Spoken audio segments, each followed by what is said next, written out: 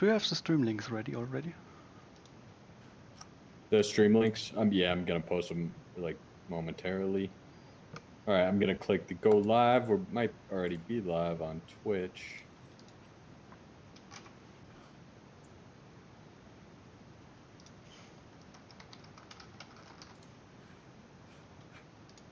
Yeah. And I think we are good to go. Hello there, Orange9098 on YouTube. Sorry, we're a little bit slow getting going. Really, but I think we should be all set now.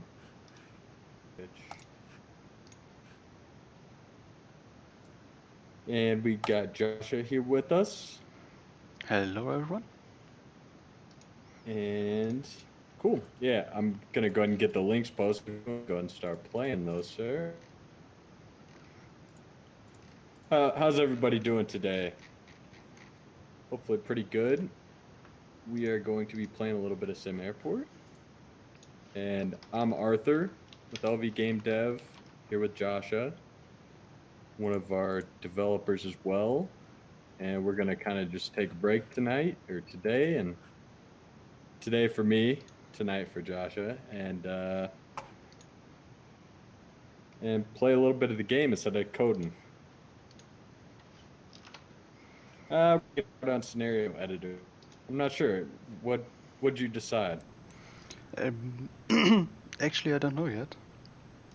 Well, pick one and get playing. So I haven't yet tried any scenario yet. So I don't even know how to start one. Ah. I mean, hopefully it's pretty easy.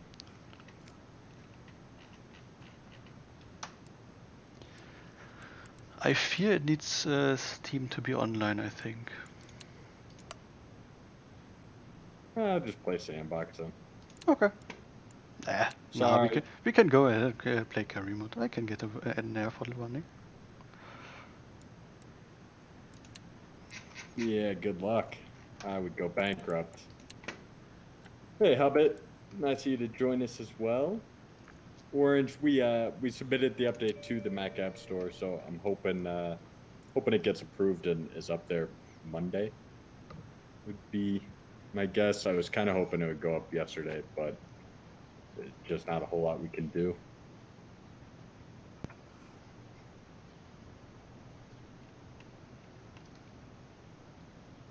And just bear with me.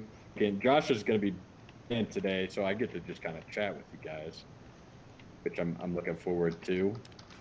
But bear with me for a minute. I'm going to get the links posted while he gets to building. And I'm surprised you're going to play a career here. Why? Really, well, you normally played career?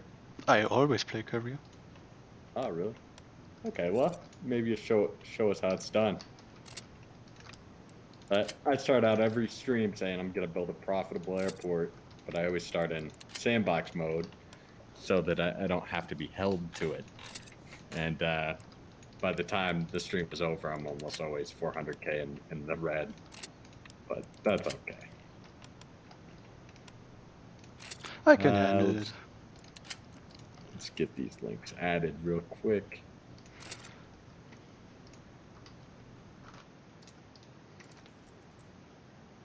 Just gonna need to get the chats correctly up so I can actually read the chat as well. Yeah, caution though, it's tough to read it and play. That's how we got into this situation where we got two of us. It is. I struggled to play the game and chat last stream we did, and so that's why we're doing it like this. We're gonna try to stream a good bit more often though, going forward. Of course, I forked the HTML.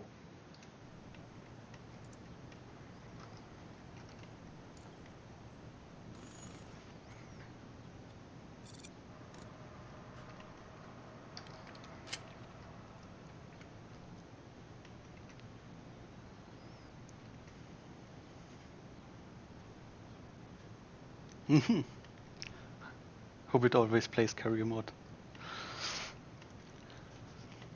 Is this gonna be a war?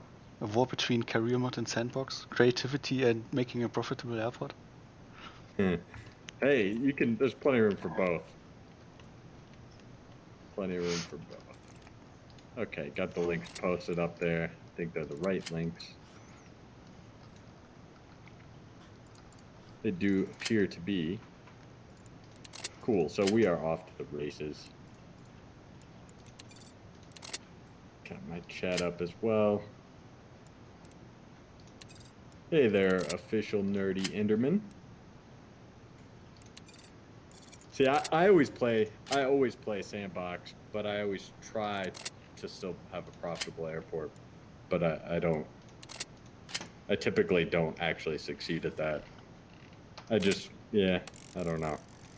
I guess really I should just take loans out more, but especially now that the loans are a lot better as of the prior cycle. See if I got Steam up.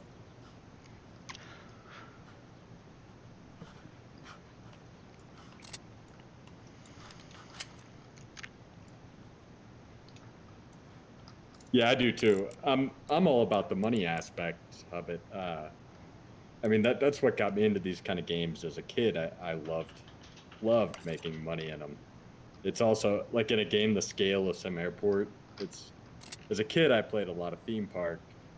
In SimAirport, where you got so much bigger scale that you can really expand. Like in theme park back in '95, the ultimate was once you got the little floaty ride, and so all you could really do is expand. But yeah. Let's see.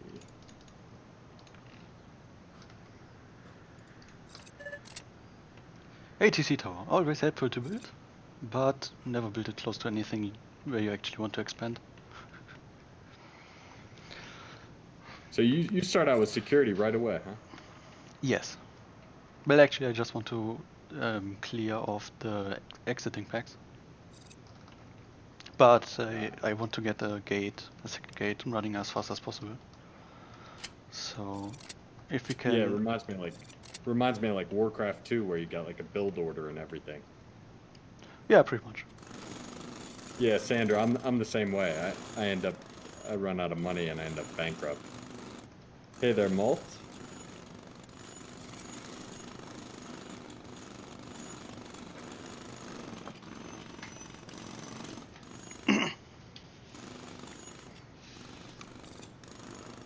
So we may as well talk about the new features a bit, what we changed in this time. So there were changes? A lot. All of them. Yeah. There was a ton. Every single patch, we were like, at least I feel this way. I was like, man, this is kind of a crappy one. And it actually, I feel that we didn't deliver as much as I had hoped, but a good bit of the things that are kind of still underway. They're just bigger projects than we kind of anticipated, but that's how it goes. Yeah, so I mean the most obvious one, well, will be once you get some passengers going, is the security stuff. It's just a hell of a lot more realistic now. One thing I wanted to talk about before getting into it, we changed dismantle and demolish. I guess most people have already seen it, just wanted to mention it. Clear tool is now gone. We have back constraints, huh? It's a lot simpler, more, I mean, it's really just a lot simpler. Instead of having 3 or 4 different dismantle and clear tools, there's only the one.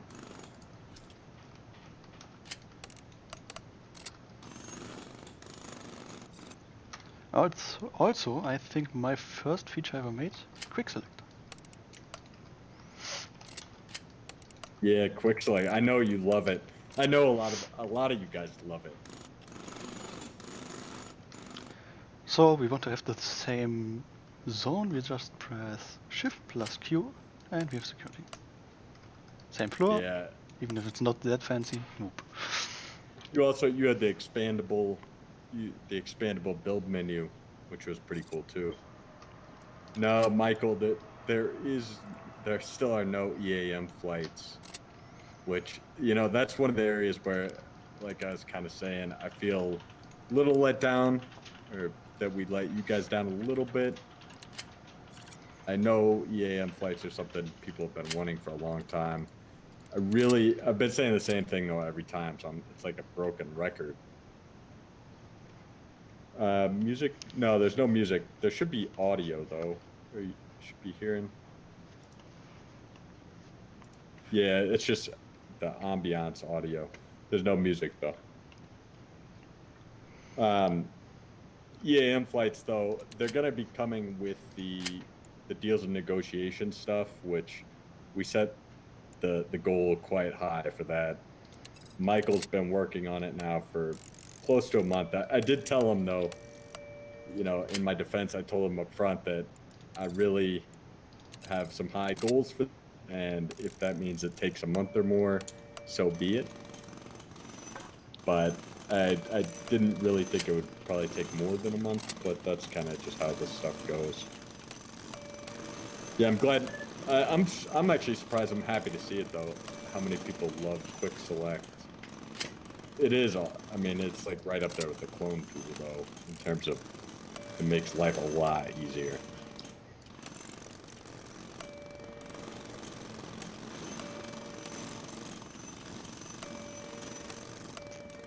So how many flights have you taken already? All of them. It mostly is just the small Dash 800 or the Emeralds, so we can just squeeze them in with with just 90-minute boarding time. Gotcha. Block time. Usually I go ahead and wait the day to get some flight ins and only get in 737s and 320s, so the bigger ones. Yeah. For more. Have you raised prices already? No, good that you're saying that.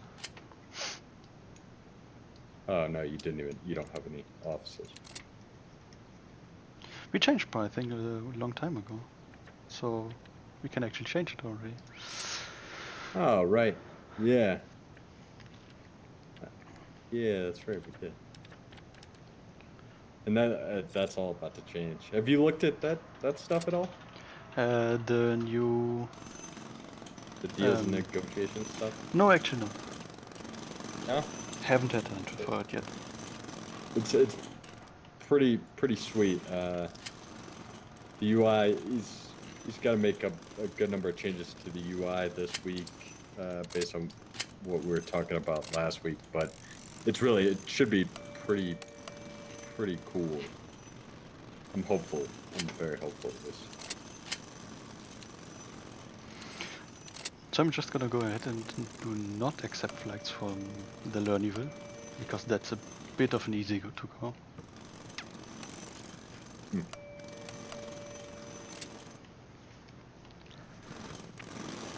Gotcha, Hubbit. I'm adding that to our tracker list right now.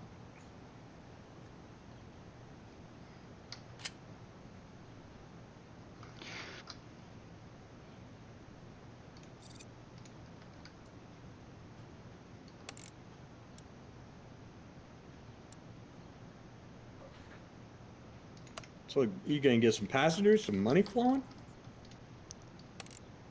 Well, the flights only come tomorrow, so we'll have to wait for a second.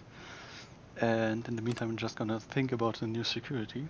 Security changed a lot too, so we'll have to actually accommodate it in the new layout.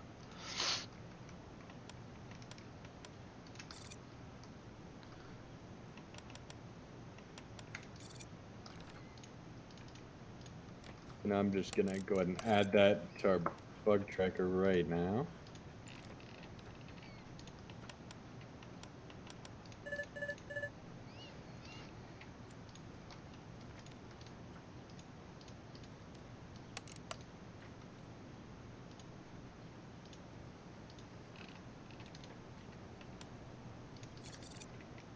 And done. So we'll get that taken care of. pretty early this cycle. Ah, so I pretty much got all sounds off, but I just still forgot one sound, which is my Windows 7 shutdown sound, indicating I haven't got the mail. It's not gonna shut down my computer. But I just love the old sound, so I'm actually using that one for you have a mail. But you don't go all old. See, if it was me, I'd still be with AOL's. You've got mail. I'm not that old, so I haven't ever heard that sound. Just gonna No disable way. that one. Are you kidding? You've never heard that sound? I've heard it, but not like when actually Not using the actually. program. No kidding. Wow, that's incredible. Oh, that does. It makes me feel old. I used to get so excited when I heard that sound. Man.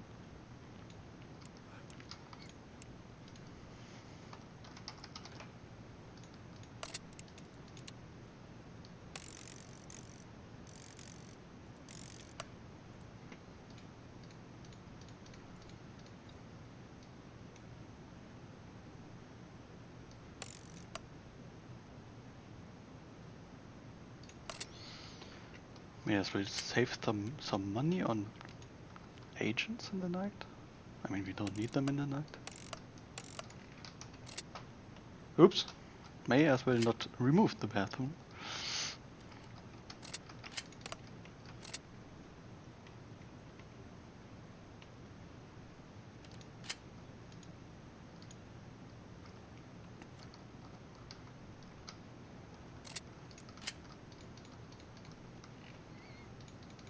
Getting a good schedule going. Just no one being in the airport at night. Oops. You need to select the right shift to get it to work. Having a full day without flight or boarding crew at gate agent tests will definitely lead to a problem. Yeah.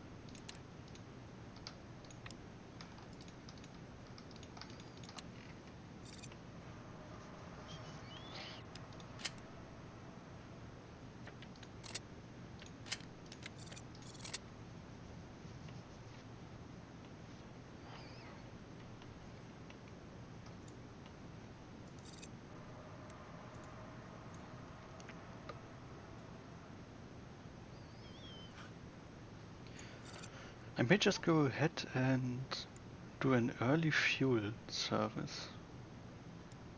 You're gonna go broke. There's no chance. The new transport system. Good question.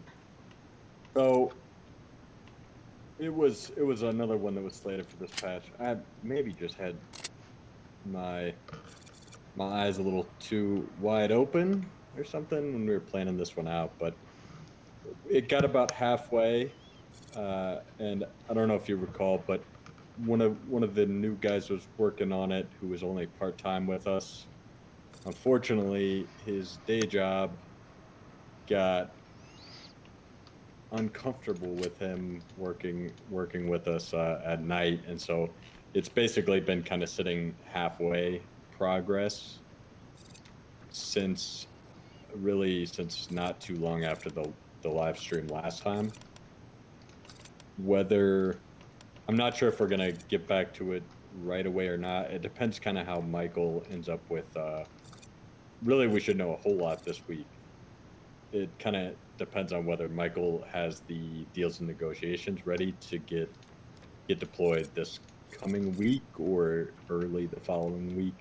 If so, then the bus route stuff, he'll probably be able to jump on that next and take that to the finish line. It's surprisingly a lot of work. There's a lot of calculation stuff that you don't really think of right away that has to happen. Even just stuff like which drop off do you drop passengers off at, and then at what point, if that drop off is overloaded, do you allow the passengers to get dropped off at suboptimal drop off locations? And so, yeah, I mean, all is to say, the honest truth is really just as soon as it's ready, it'll get out. Right now, though, it isn't being actively worked on, but that could change as soon as like Wednesday, probably at the earliest. But that's kind of where we're at with it. We haven't forgotten about it though, not by any means. We did update the roadmap a little bit, just to kind of show what stuff is in progress, kind of reorganized a little bit, just kind of cleaned it up. Right now, I think we've still got that under May/June. So yeah, I mean, I would guess it'll almost certainly be out either in May or June. The question is really just whether this next cycle is going to be a real short one or a little longer. David, good question. The reason is actually because when the game first released, we only had unisex bathrooms. We didn't have male and female, and the toilets were literally just toilets sitting in the middle. They were basically like in Prison Architect. There were no stalls or anything. And so we didn't get that changed until about a year later. Once we did get that changed, we already had the code to set the stuff up, and so we've just never really taken the few minutes to go through and put urinals in instead. Yeah, I mean, it's just kind of one of those little things that, there's just a whole heck of a lot of those little things that you got to remember to come back to. And we got the first passengers in security. Yeah, so this is brand new as the security process flow. It's just a heck of a lot more realistic now, where they'll drop their stuff first, then go through the metal detector, and then grab their stuff after they finish. That's another one of those little detail things that people have been asking for since the day we released into early access, and it's not like we didn't want to. It's just, I think it took about 5 days to get that. It took probably 2 or 3 days to implement first version, and then another 2 or 3 days to get it flawless. And so it's just a function of time. Over on Twitch, Twitch is alive. Eddie Sprat, welcome. Do you consider implementing a floor change by a mouse wheel? So, I do recall seeing that. I want to say I did not. I may have skimmed it or read it too quickly. I thought what you meant was just being able to rebind basically any key to be up and down. I didn't realize what you meant was to be able to use the mouse wheel over that. Trying to think how we would put that into the key bindings interface. Although I guess we could probably just do it. You mean mouse interaction? Yeah, so what he'd like to be able to do is if he hovers over the level selector and then he scrolls his mouse wheel to have that change. Yeah, that makes sense. I don't see why it shouldn't be like that.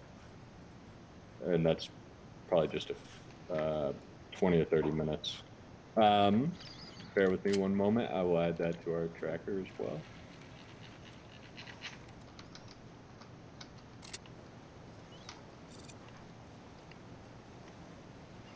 By the way, if the game audio is too loud, please let us know. Yeah, hopefully we sound okay. If our voices are too quiet, or if you just don't like the sound of my voice, let us know. I'm not sure I can fix all those problems, but we'll definitely try.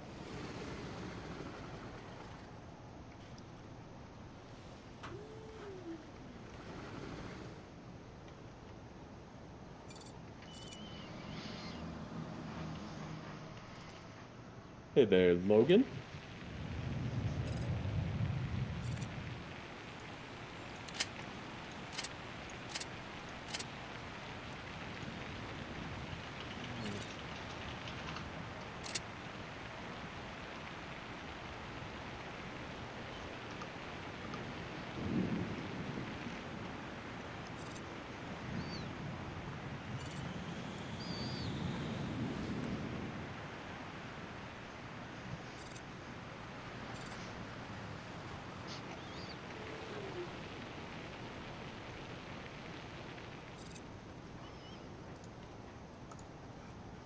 And that is in the bug tracker.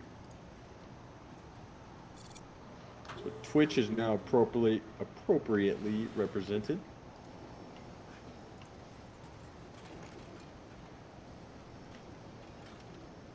And that's in the speed changes. Broadcast. Logan, do you mean me fiddling around with ×1 versus ×10 speed? Yeah, he's using key commands to speed the game speed up and down.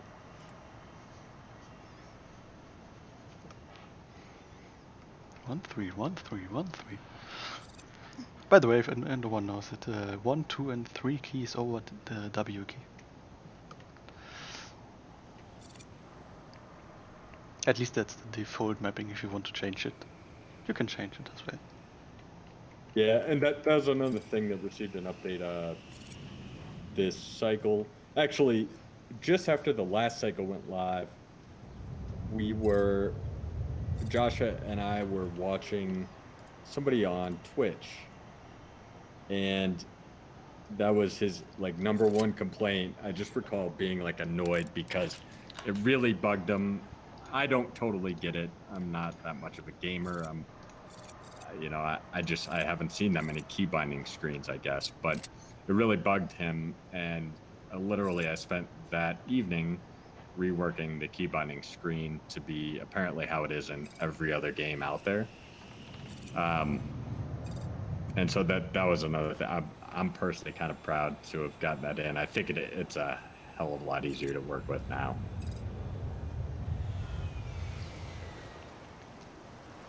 Pathing over ID check. Oh yeah, I see what Logan means. Sometimes the packs go around the plant.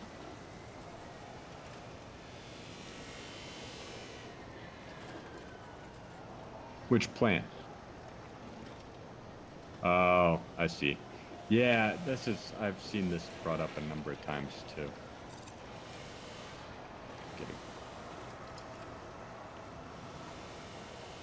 Yeah, we will get that checked out. I know what's happening.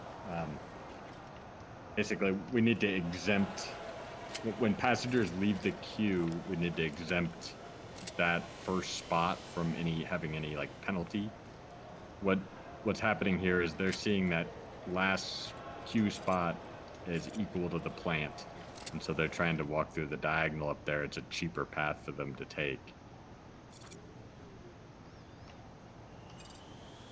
We have some movement stuff that's pretty much ready that is going to clean up a lot of this movement. One of my least favorite things visually to see is, well, I don't love seeing that far zoomed in ever. The artist yells at me for even allowing that much zoom. But I can't stand it when I see passengers do like a loop-de-loop, like their momentum is catching them or something. It drives me crazy. It just looks so stupid. And that's something we have fixed, and we probably could have gotten that out last night. We need to give it a once-over. We'll probably get this out today a little bit after well, can't you call a bush a wall? So, Logan, we don't make them unwalkable. There's a very good reason for this. When we first released, we did make all placeable objects basically equivalent to a wall. And what ends up happening is you have some placeable objects that are, many of them actually, that you should probably be able to step between them in real life. And what ends up happening is players would basically box in their passengers, and what happens there is then the passenger runs what we call full path exploration. They search every tile that they can get to, and you end up with this cascading failure of performance where all these stuck guys are exploring, you know, let's say they can get to half the airport. They're basically using up all your CPU to explore the airport to find their path, and it just causes all kinds of problems. By the way, the old trick with the baggage claim still works. I once posted that over on Reddit, way before starting to work for you. Yeah. Packs try to avoid the baggage claim, and baggage claims don't have any requirements, so you can just place stuff over them and misuse them as routing for packs. Although now you've got one ways. You could use one ways to do damn near anything you want to do. Well, it's a bit different here but too. Yeah. It's a little different. Here though, what's really happening isn't that it's a baggage claim so much as it is that it's a zone at all. So generally just about any zone would do the same thing there.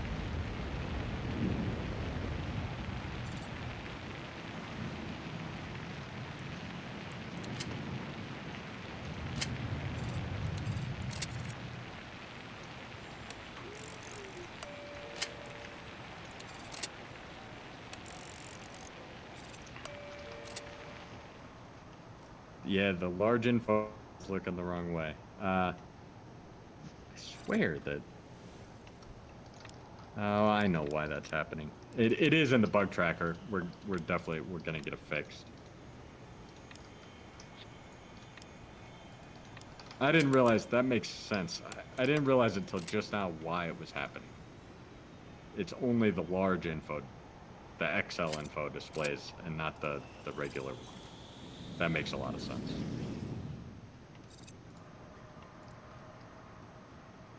The reason for that is we basically have the orientation flip-flopped and the code doesn't realize it.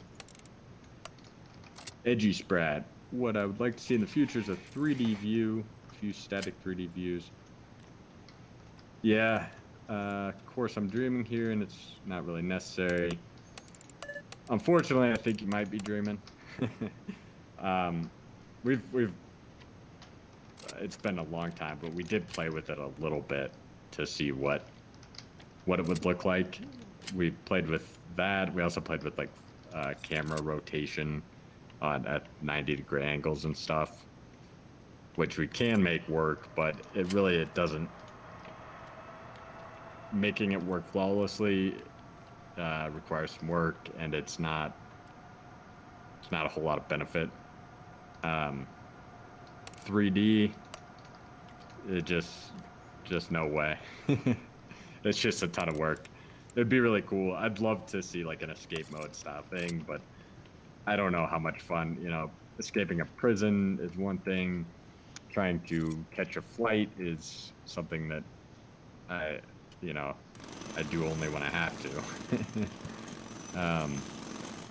Although I suppose the same can be said for prison escape too.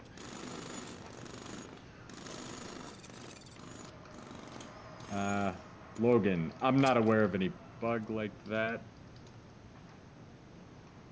I honestly don't think I've heard of a bug like that in a very long time even. Haven't seen it either. I can take a look at it while playing. Maybe if maybe I see it. KJK, Steam is alive and represented. KJK, Thoughts on being able to set default gate assignment times per plane type, so you don't have to keep adjusting them. That's a good idea.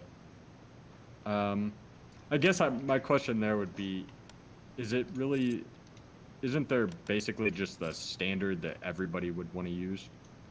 If that is the case, then I would say we might as well just hard code it. My aversion is I don't want to make a UI for it, another like fairly advanced player type UI. If it's something where we could just set the defaults to be something smart. So KJK, actually, if you could post that on the forum, along with like what aircraft types and default time allotment you'd like to see, that would save us a good bit of time, and I think we could go ahead and get it implemented. But yeah, I mean, the request, it totally makes sense.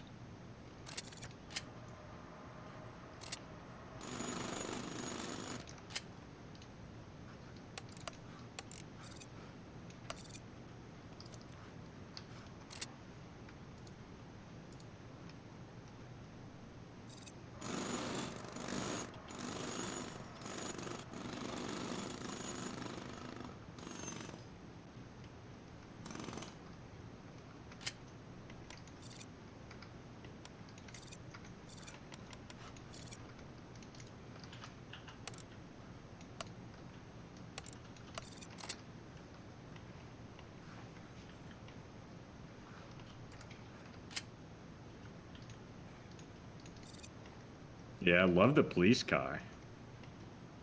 I still love the police. I think we added them, what? I don't know, probably 6 months ago or so.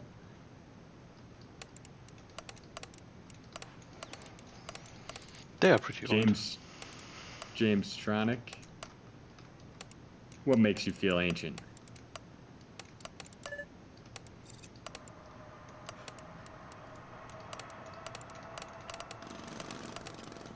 Exactly, Edgy.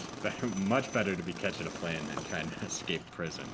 It's one of those things that I think pretty much everybody would agree with.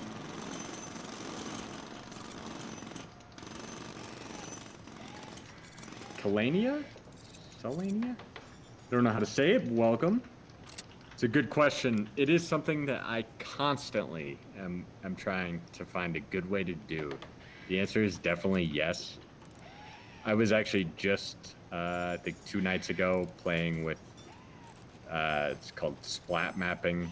It's a type of terrain rendering concept. Oh, James Tonic, yes, indeed. I mean, I used to love it as a kid. That's how I got my email until, yeah, when I was first starting my career. I mean, anyway, Kalenia, yeah, so like I was literally just playing with splat mapping. It's a high performance way to do terrain rendering.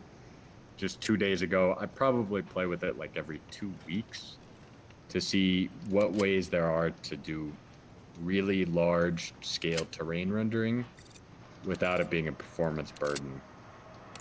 And there are some ways, but I've yet to find one that I loved that was really high performance.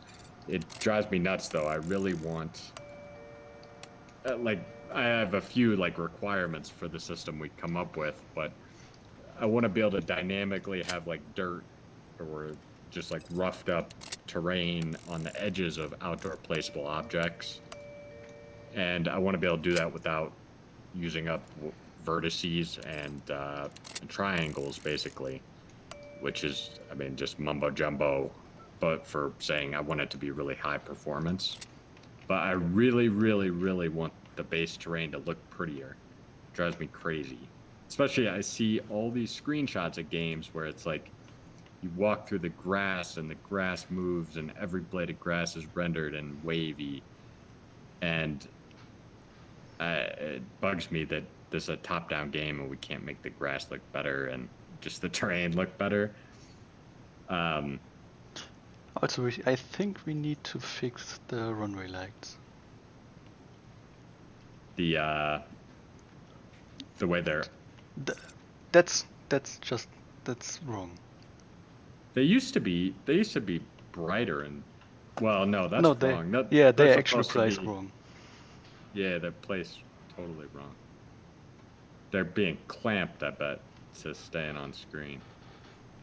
Edgy over on Twitch asks if he can please read out questions we answer on YouTube and Steam. Oh, yes, absolutely. Sorry. Absolutely. Logan on YouTube asked, have you looked around into having security just walking around at a sort of safety need for passengers? We haven't really looked into it yet, played with a similar concept.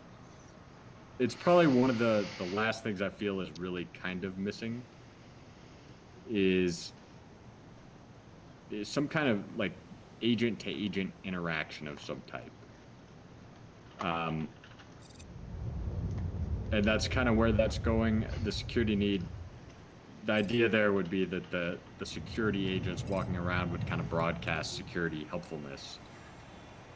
I'd like to see that happening. I actually, just after the last cycle went up, I was showing this. I was showing this to Josh and Michael, and you guys didn't seem overly impressed. But I had a passenger behavior added that was, and I even posted it in the Edge forum, I think, a screenshot, where when a passenger became very fully frustrated, he had a 50% chance of making passengers near him also become quite frustrated. And I sat here and laughed for quite a while when I had it turned up a little bit too high, and you would get these epidemics of frustration just swelling throughout your airport, like, you know, it's like Cajun. I really would like to see something like that, though, Logan, for security, for passengers as well, though, like with frustration, but, you know, a drunk passenger frustrating people around them, that kind of thing. I also, something I've wanted since like day one, and we just never got it done. I would like for you to be able to set up security patrols out by the drop-offs and have that make drop-offs go more quickly. It's something that drives me nuts about airports in real life, where you got to circle around the block. But that's what I basically am looking for, is have the security out there, the presence, make the drop-offs be faster. Not substantially, but, well, maybe by like 25, 35%. My travel prison had a riot. Yeah, you know, something along those lines. It gave me all kinds of ideas, like, why can't they be the flu? You know, we could have the bird flu going throughout your airport. The problem is, like, I had it turned up so high at one point that if you allowed any one passenger to become frustrated, you would have this wave go through your airport where everyone would, and then it would just go back and forth where users were just stuck. I enjoyed it though, and I laughed my ass off. But I would like to get something like that in. I'm just not sure. You know, there's so many of those kind of things where I'd love to get it in. I would just ask, any chance we can get more sprites for packs? And I just wanted to get the topic we had in the last stream up again, regarding old character models. Yeah. So I forget if I put this in. I wanted to get to it this cycle too.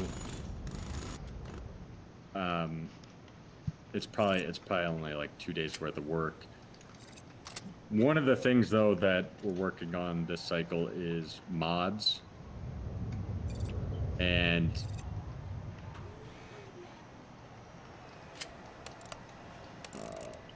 oh my God. Sorry about that. I had audio come back, feedback. With the mods, I think in theory, players might be able to add their own agents, but to be honest, that's probably one that you're gonna knock out as soon as you get done with the mod stuff, Josh. Yeah. The kids part, I've thought a lot about how to do families and how to do kids. It's a pretty big project. It's probably going to be something, yeah, it really and truly, the value it adds to the game is low enough that I think we're probably looking at, you know, it would be something we add well down the line. I don't think it'll be something we add too soon, if at all. To be honest, I don't think the value proposition is that great. The only real benefit it has, value-wise, is performance. In theory, you can, you know, get 3 passengers into one, kind of, but not really. And I mean, it's some realism, but yeah.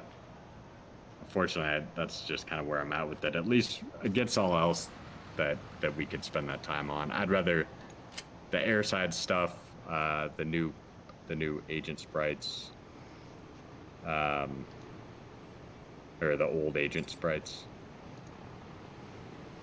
I think would win out over children type sprites. Hello Vox. Just arrived, he says. Flight delayed. To be fair, we were delayed as well. But yeah, welcome. Yeah, we were delayed about 30 minutes. Say it's weather, but kind of more like audio issues and a little loop back going on. That's all right.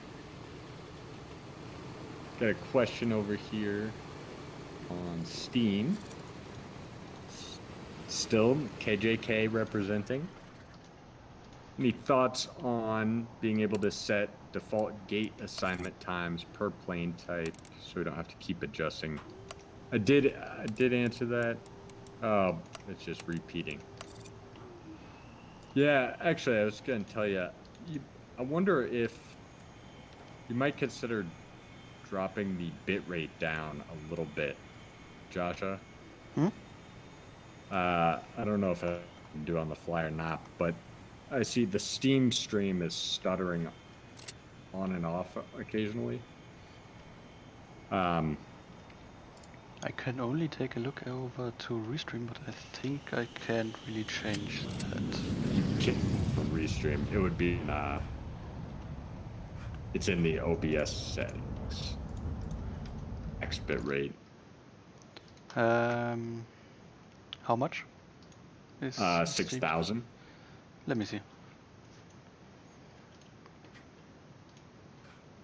Yeah, we are streaming at 8,000 currently. Gotcha. It doesn't let you. Doesn't let you adjust it? Let me see. So there might have been a little cut off, but it should work fine now. Cool. Hopefully we're still live with you all.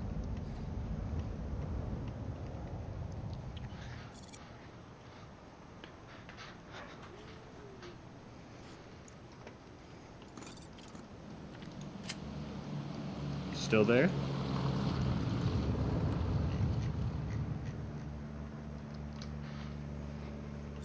Well, no one said stream is down by now, so I am guessing we are still there. Yeah. Well, it's hard to tell because you're paused, so we don't even know.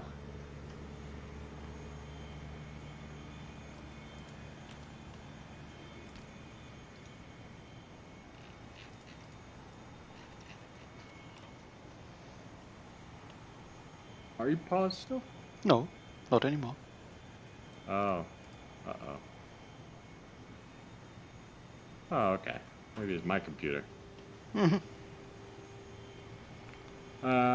Chat says still live. Okay. Yeah, my fault. Vox. Yeah, time-lapse video cat. It is ready for Edge. We have not deployed it yet. I was going to ship it yesterday, and I honestly, it's amazing how much stuff there's to do. Just stuff to type up, and there's just so many little things, sending builds off for the App Store and all that. I was exhausted. I do want to get the time lapse up. I think we'll probably get it up today. There's also some movement stuff that I think is ready, but it probably needs a look before it goes up. In fact, yeah, we'll definitely ship the time lapse stuff today. I'm pretty excited for it. It's pretty sweet, and it should be almost zero lag. There should be no noticeable, maybe a tiny little jitter, but it's all multi-threaded, so it should be pretty legit. I'm looking forward to seeing you guys put out some videos. Hopefully it gets some cool ones. I think our most watched video on YouTube is a time-lapse video. So I'm intrigued to see what you guys come up with that's not from a 2017 build of the game. Hubbit, how long are you guys thinking of streaming? I don't know. We'll see. Really, it's kind of as long as Joshua will have us, and as long as my voice holds out. Mm-hmm. I've got a couple of hours. Yeah.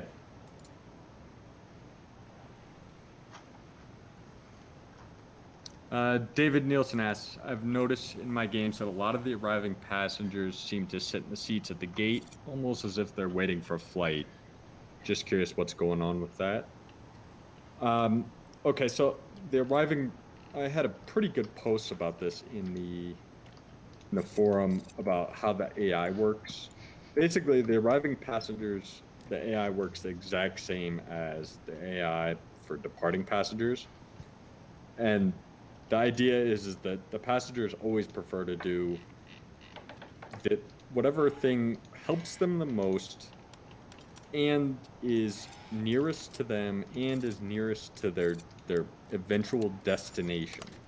And that they blend those scores together and evaluate the object choices they have. And so what happens is if the guy gets off and he kind of is tired, if there's a seat right there, he'll probably sit down for a minute.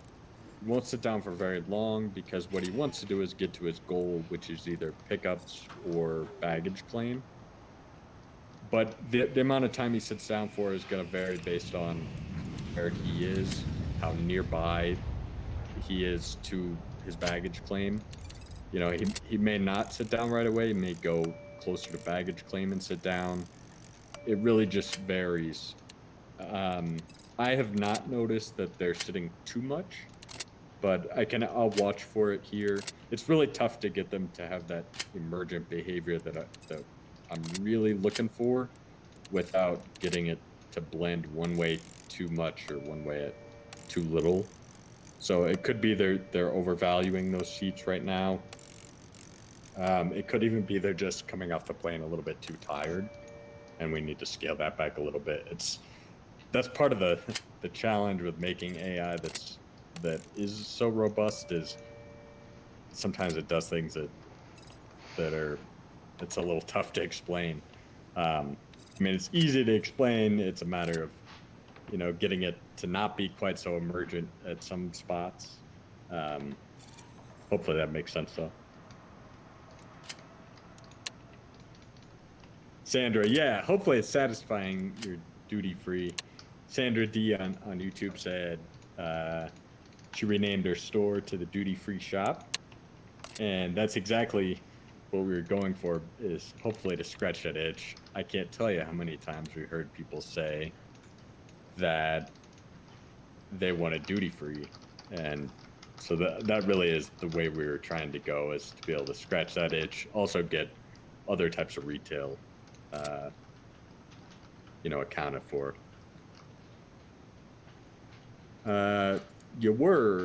What's the uncategorized category in time analysis? That's a good question. It is time that we forgot to put a category on the object. So we will have to look and see. I'm going to drop that into the bug tracker. I I actually had to look around on that one for checking AIs, and I saw a couple of tasks that do not, or just use the default uncategorized. But mainly it's not really it's not much. It's only a couple of tasks. Yeah, I'm not sure if you're seeing a whole lot of time going into that or not.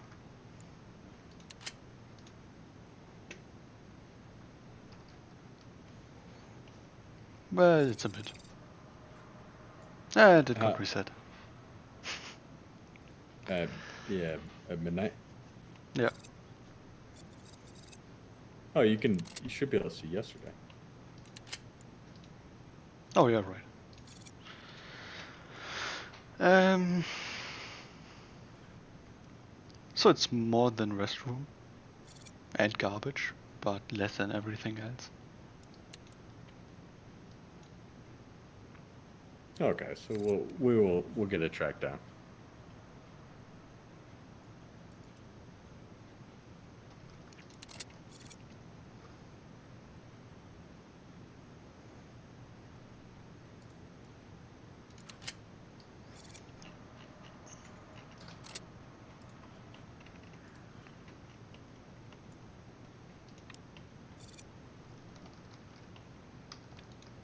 Hubbit says, yeah, definitely arrivals are overvaluing benches. Okay. I'll take a look here. The real question is, are they overvaluing benches, or are they coming off the aircraft too unrested? Or potentially they should be attenuating their nearbyness versus life cycle. Yeah, I mean, it gets complicated quick. It's tough to test. And yeah, Joshua mentioned that was something he worked on this cycle as a way to basically quantify the AI a little bit better, instead of us kind of sticking our thumb up in the wind and trying to gauge it, hopefully trying to be able to quantify it a little bit better. But we're not there yet. I'm not sure how perfect we can get quantifying abilities anyway, but we'll definitely try. Those passengers are facing your Excel screens. We also have some passengers that won't catch the flight. I have the slight feeling my security is not good enough. I don't know why. Something's just telling me.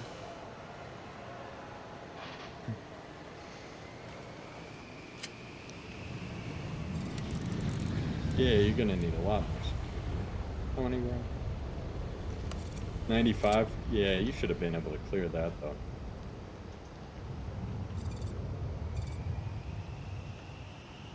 Did you hit the bonus?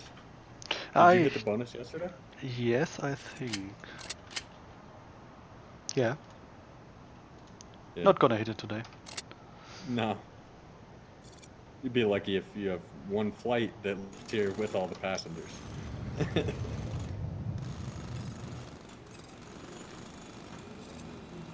I'm gonna get at least one.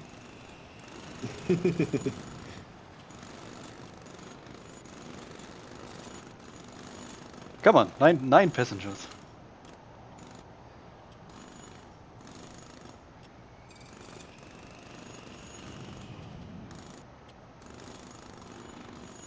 Nope.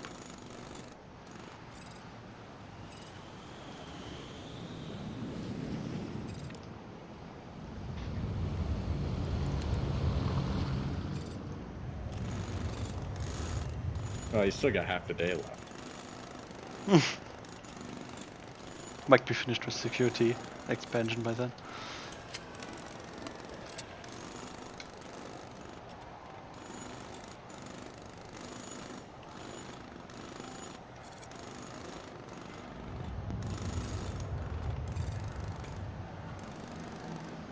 Yeah, that was pretty brutal. That say 56? What? 56? Is that what I saw? I don't know. 56%? For what? But I've not seen that queue behavior that I'm seeing right there. I've never seen that before.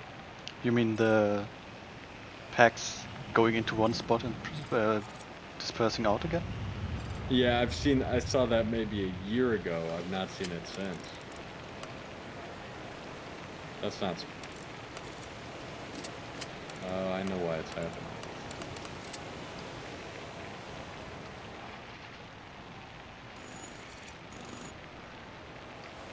Yeah, I hadn't seen that for a long time.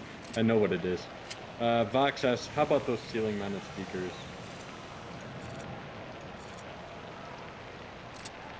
Yeah. I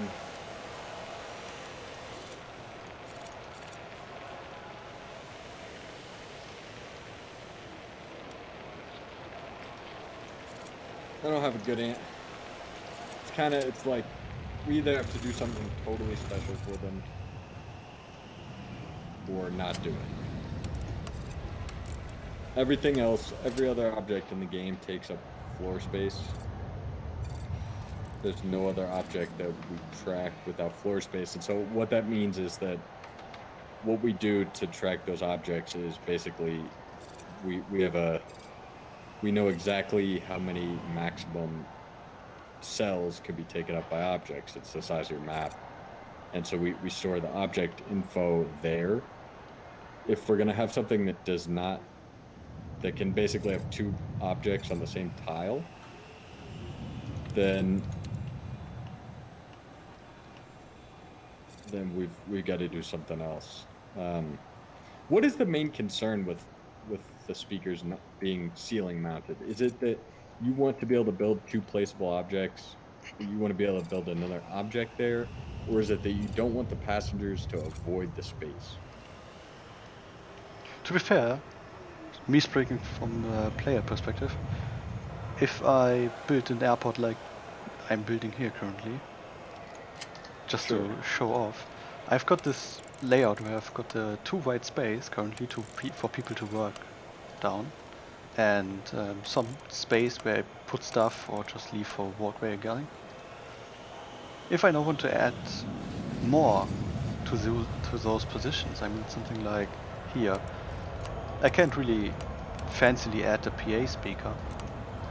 So having a ceiling mounted would mean I could put one above the garbage bin and not have to find another position to put it. Yeah, I mean, I don't dispute that. I do wonder though. So there's two things. One, I don't know how great it'll look visually, because it's gonna look almost a little bugged, I feel like.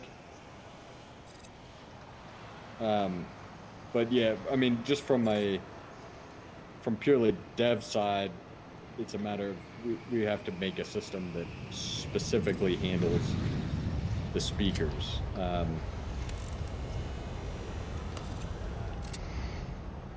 So I'm really curious that's the main goal, is to be able to put two objects on the same tile, or is it largely like you don't want the passengers to pathfind around it? Because that's one we could solve like tomorrow.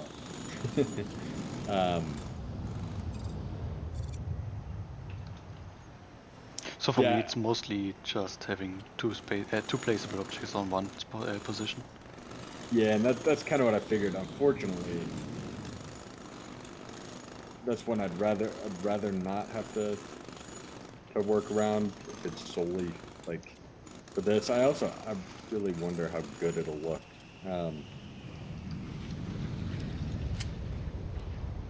I mean, it's not to say it's not doable. The only other object we do that with where we can have two on one space, for instance, is roads. Roads can be on the same tiles as objects for gates, and for both type of gates, for road gates, aircraft gates, and for road gates. So it's not like it's not possible. Just a matter, is it worth doing? For roads, it made a lot of sense to me. It was well worth doing the extra data and having a system specifically for roads is pretty necessary. For speakers,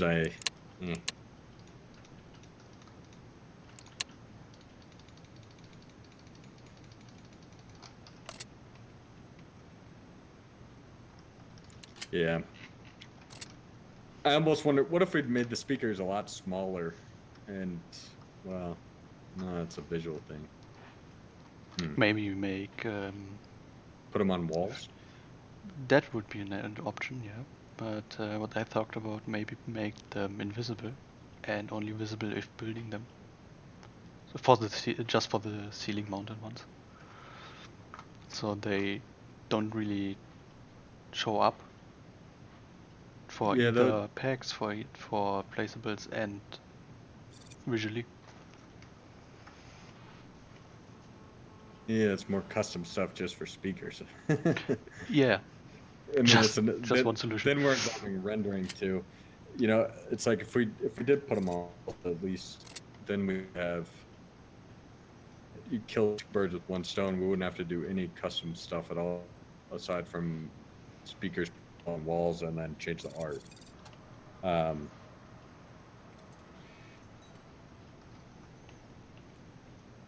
You build a wall on a floor, do you get that floor back into storage? Hubbard asks. No, the answer is no. Generally, the raw materials, when they're used for cells, for like flooring, anything like that, they are permanently used up. You don't get it back unless you cancel the project before it's complete. The only other to get raw materials back is for dismantling an object, but never for dismantling structures or anything like that. Maybe floor speakers, where they are similar to carpet. Asked over on YouTube. That's an interesting system. I mean, some modern phones, I think, do speakers by vibrating the display. So you could like build a floor to vibrate. I don't know how that would sound.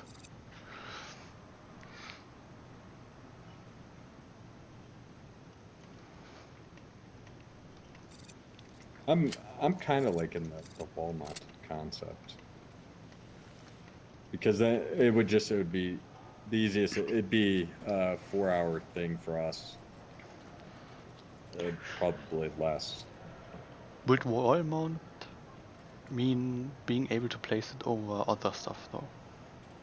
Yeah, well the thing is you would place it on the wall. So the idea is that you could place it, instead of next to your plant, left or right of your plant, you could place it literally on the wall directly behind your plant. So while you can't have two objects there, it wouldn't take up any space that you would be building on. You could put it directly on a wall. Would it be possible to place them there? So over the... I think you know what I mean. I think I just get what you mean. So you're placing them actually onto the wall, like here. Right. So it's not actually above a placeable or on a placeable. Well, the cell I see you highlighting there is the bench. Yeah. I only just got you're placing it actually on top of the wall, not on the placeable. Exactly. Yeah, that's fine. That way, yeah, it wouldn't use up any tile space. Yeah.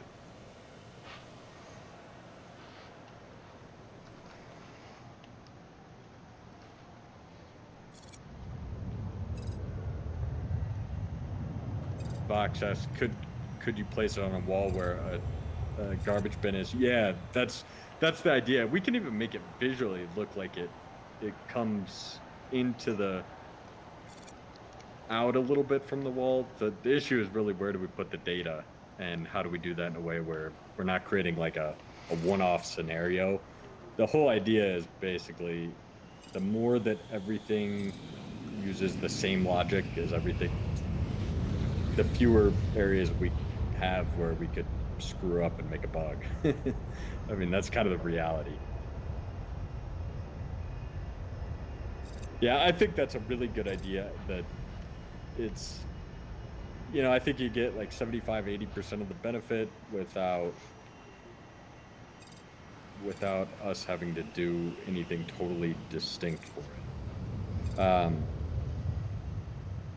The only thing we would have to do is art, and who knows, maybe we position those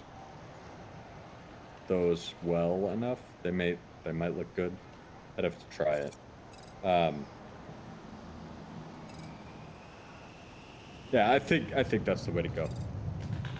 Well, art can be smaller compared to the old ones. The old ones seem outdated and pretty big. Yeah, they seem massive. Actually, I really like it. One I've wanted to do for a while is Wi-Fi. I really wanted to do Wi-Fi for a while. I still kind of do. I think that could similarly be done with wall place stuff. For Wi-Fi. Obviously, Wi-Fi requires more work on the AI side to care about Wi-Fi and all that, but I thought it would be I've always thought it would be a pretty cool one. For Wi-Fi, would you like a similar pricing model like fuel? So you could actually say Wi-Fi is free in my whole airport, or you actually have to pay per hour or something like that? Yeah, I think that'd be pretty sweet. And I don't think it'd be too hard. The hardest part would be making the AI recognize it and be smart enough to know where to sit. That's not hard, it's more a matter of doing it in a thread safe way. My question has always been, is it worth making a system for Wi-Fi? It's towards the fringe, but at the same time, it's like, that's the first thing I care about when I'm at an airport is, do they have Wi-Fi? I loved it. There for a while, Google was funding many airports Wi-Fi here in the US. And so you could, like, Indianapolis Airport had the best Wi-Fi for free through Google, and it was so fast. It was like, I mean, I want to say it was like 30 megabit, something like that. It was freaking quick. Yeah, TJ makes a good point. If it's connected to the wall, the range is a problem. So it would be, we'd probably with some floor standing speakers too.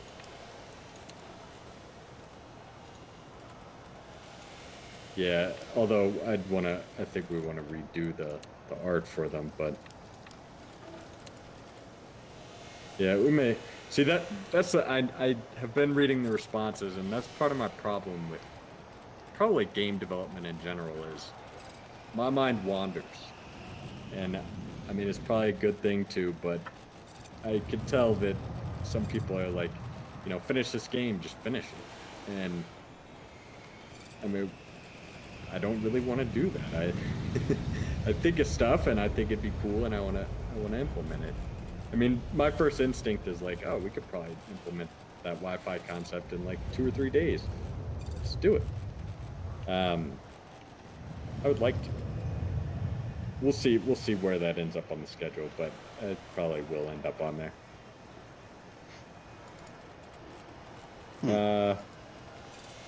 Hubbit asked, how hard would it be to have custom flooring acting like digital ad displays so you can add your own texture? So there's kind of two questions there. One is your own texture, and the other is making it a digital ad display. So right now, they're basically, that'd be like an object that's a digital ad display that passengers can walk on. That would be pretty easy to do. The other aspect is custom art on there.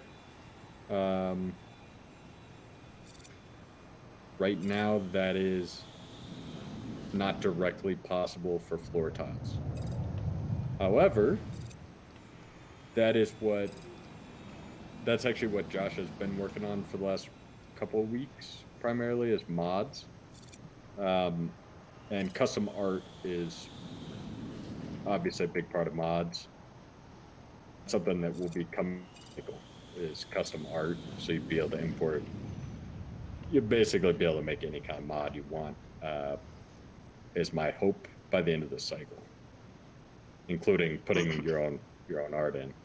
And Joshua may tell me I'm nuts and that that's not doable, but I say it should have been done last week. Well, I had some other projects to work on, like the benchmarking. Yeah, no, I mean, constantly. Stuff is coming in and out all the time. You don't have Wi-Fi finished yet? What have you been doing? Hey, please work on mods. Okay, now stop a bit. Wait, work on Wi-Fi. Wait, why are mods not finished? Yep.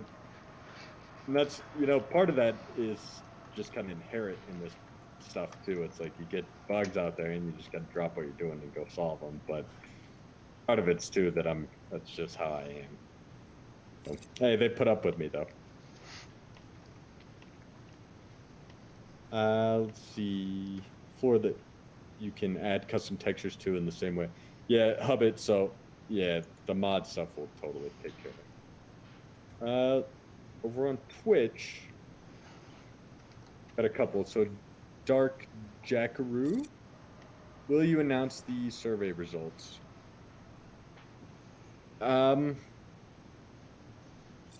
We probably, we definitely won't announce all of them. I can tell you that. When we did the first survey, I said something like, in the future we will consider publishing them. I still stand by that. At some point, probably, 6 months to a year or more after we release, I think I will probably release all of the survey results, the aggregate results only, of course, including the first two. They're incredibly insightful. I find it also very interesting to see the change. There's a couple of questions that have been on all three surveys, and a number of questions that were on the first two. And seeing the change between those results, I found very intriguing. There are a number of things I found interesting, especially the feature breakdown of requests. I also found it very interesting how the subsets of feature requests were so spread out. The priorities for players vary dramatically, except for a few outliers like performance, which was agreed by everyone the #1 issue a year and a half ago. In any case, Dark, I can't commit that we will publish the most recent survey results or the old ones. I can tell you my goal would be, after we release the game, to publish at least some bits of the data from all of them, just as kind of a general. What I'd someday like to do is kind of a look back on the dev process and what worked, what didn't, where we failed, where we succeeded, and just kind of some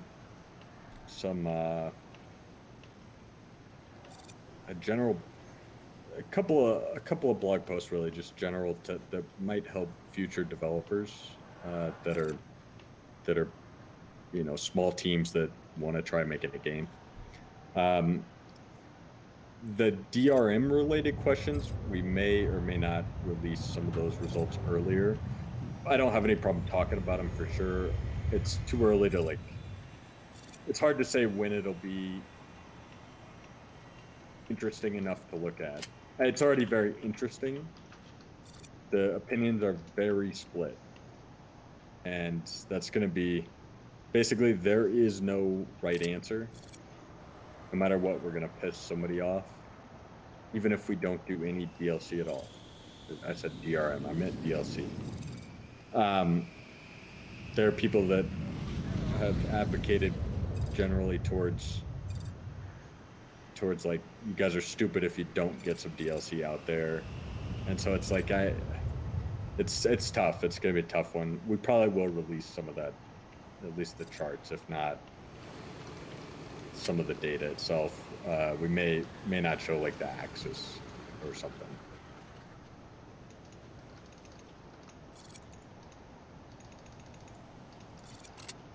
Malicious Mango over on Twitch. Twitch has got some representation. I like it. Like it a lot. Malicious Mango says, "Hey guys, been following for a while. Are there any updates to the baggage system with this update? And know you've gone through a few iterations in the past.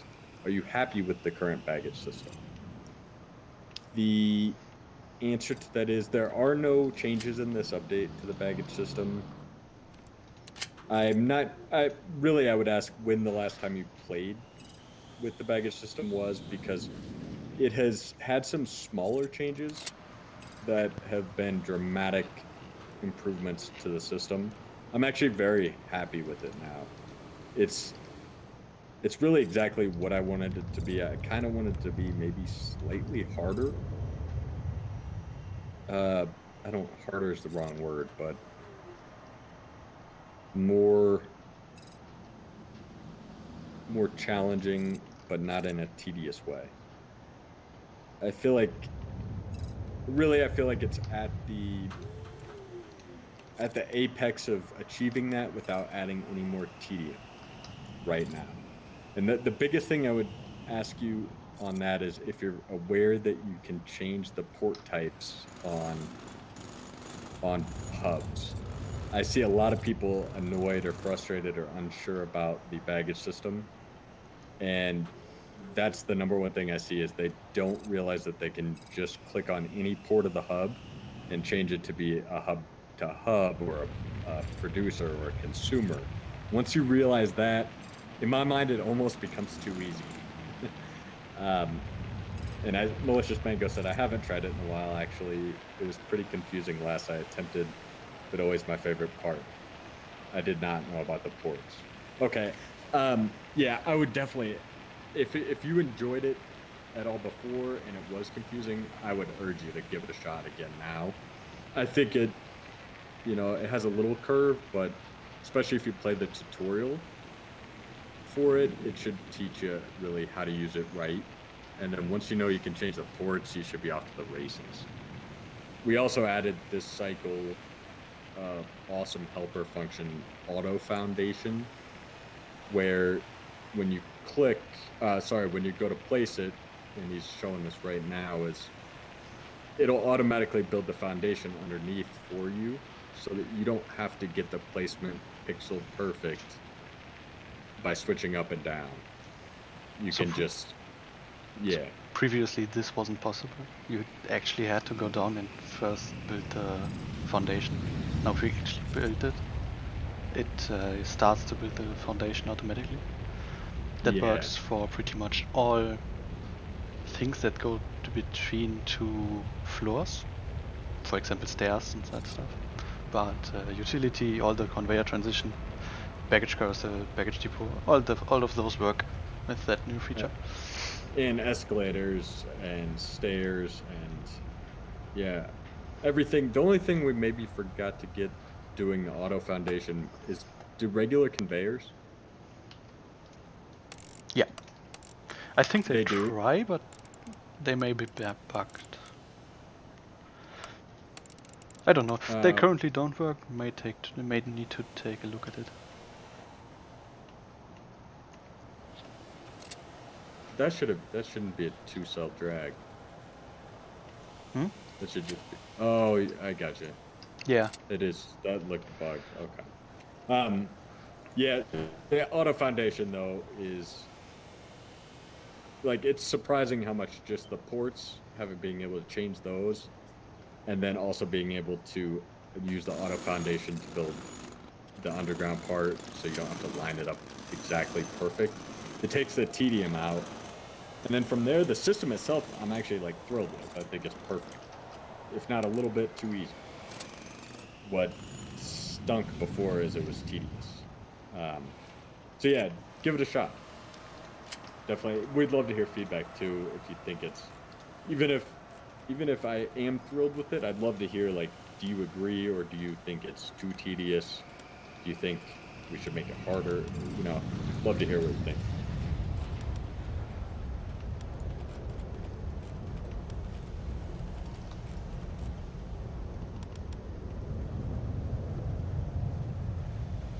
Justin Corman over on YouTube. Can you make second floor bridge between two buildings?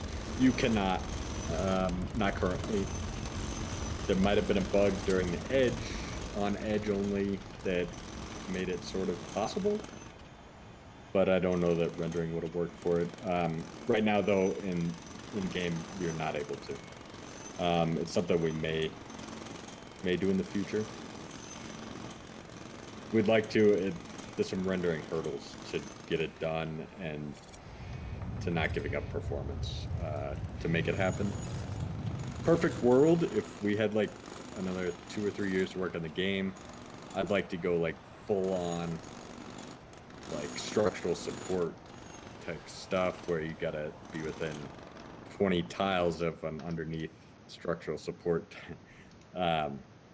Personally, I think that stuff is kind of cool. But yeah, for now, I'm not sure. We may or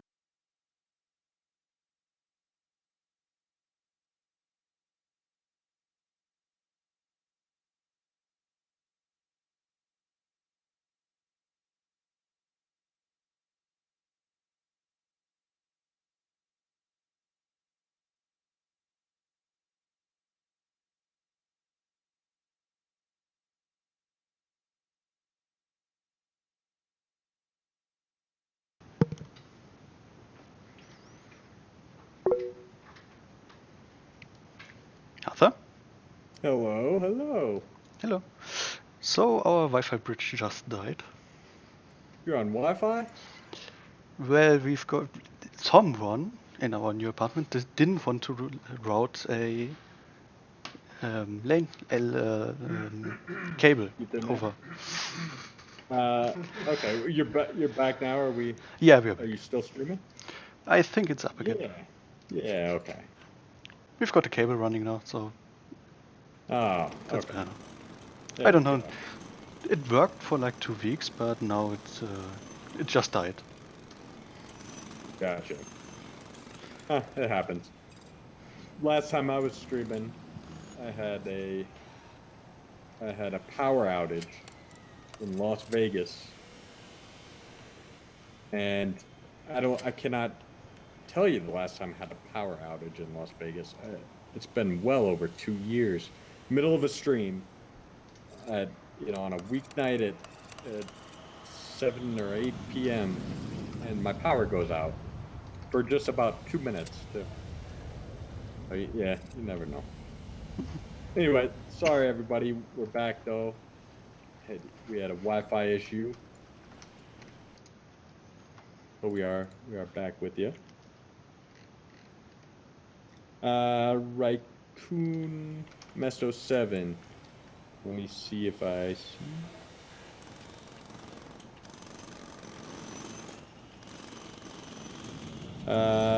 You asked on YouTube, will official airlines ever come? I saw in the survey there were talks about it.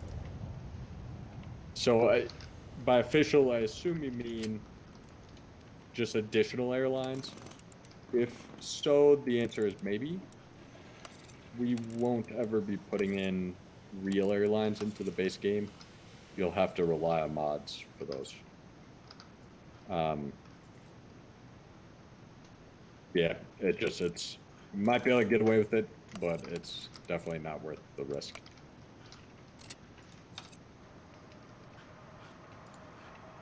So hopefully we're back everywhere. Looks like we may even be back at 6K bit rate.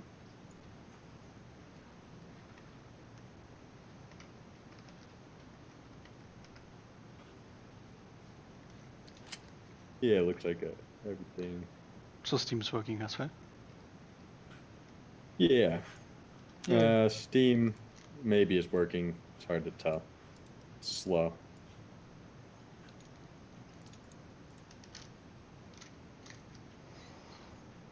Ah, yeah, right. I'm running out of money. Yeah. Do you have any loans? Nope, but I'm gonna take one now. Edgy Sprat over on Twitch asked, favorite function in the objects menu, like a custom tab. Yeah, I've seen it brought up I'm curious. What would you put in a favorite set? Like what? Yeah, can you give me an idea of like how that would be used? My question is not that I think you're wrong or anything. It's more that I want to make sure we're not solving the wrong problem or solving it halfway. If the problem, based on your answer, like what you would put in there, it may be that we're doing something else wrong that would be just as good a fix. And so I'd be curious. Otherwise, it's definitely doable. I'm a little hesitant on relative value, but yeah, it's hard to say. Lost my Twitch window. There we are. So yeah, let me know. Like, I'm not ruling it out by any means. I'd be curious though what you would put in there.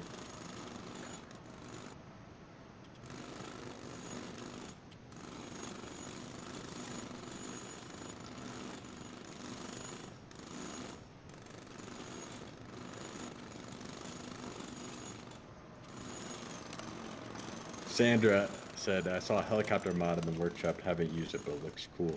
Huh, I have not seen that. I've seen some, like, Star Wars-esque ones. I mean, there's a whole hell of a lot of mods over there.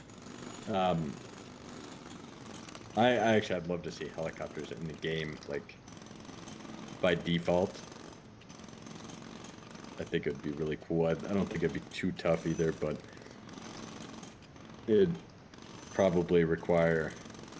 It would be best suited for, like, general aviation style stuff.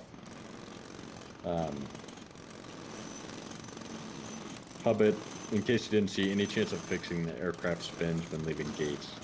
Yeah, you know, I laid down my pillow last night, and for some reason I thought about those. I was thinking about a couple of little, the baggage cars, two things with those, same type issue in my mind, like, just ugly aesthetic.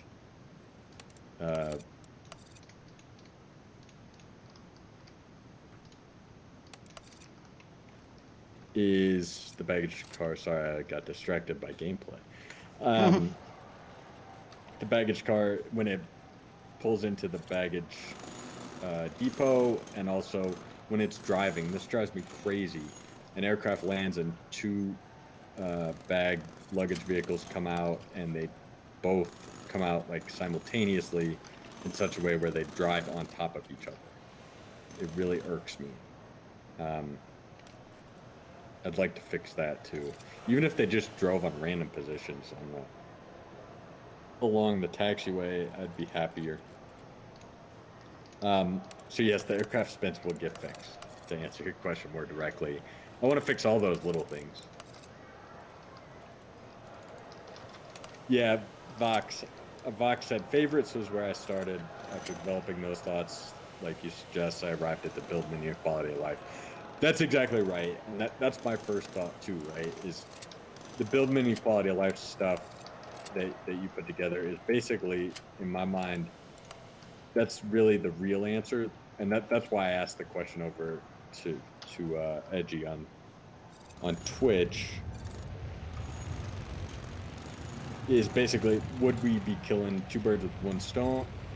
Would that be something he would still want? And I see he responded, Edgy said, I would just like to have a custom tab where I can drag and drop items like objects, construction items, etc. I frequently use. Gotcha. So the first thing that comes into my mind, and like I said, I'm maybe a little not natural in that I can't quit running ahead, jumping ahead, but first thing that comes to my mind is being able to share clone tool copy between different gameplay sessions and eventually on like the workshop and stuff. That's where my head goes, and it's like, if we're gonna let you be able to do that, then why not let you drag a single object in there too?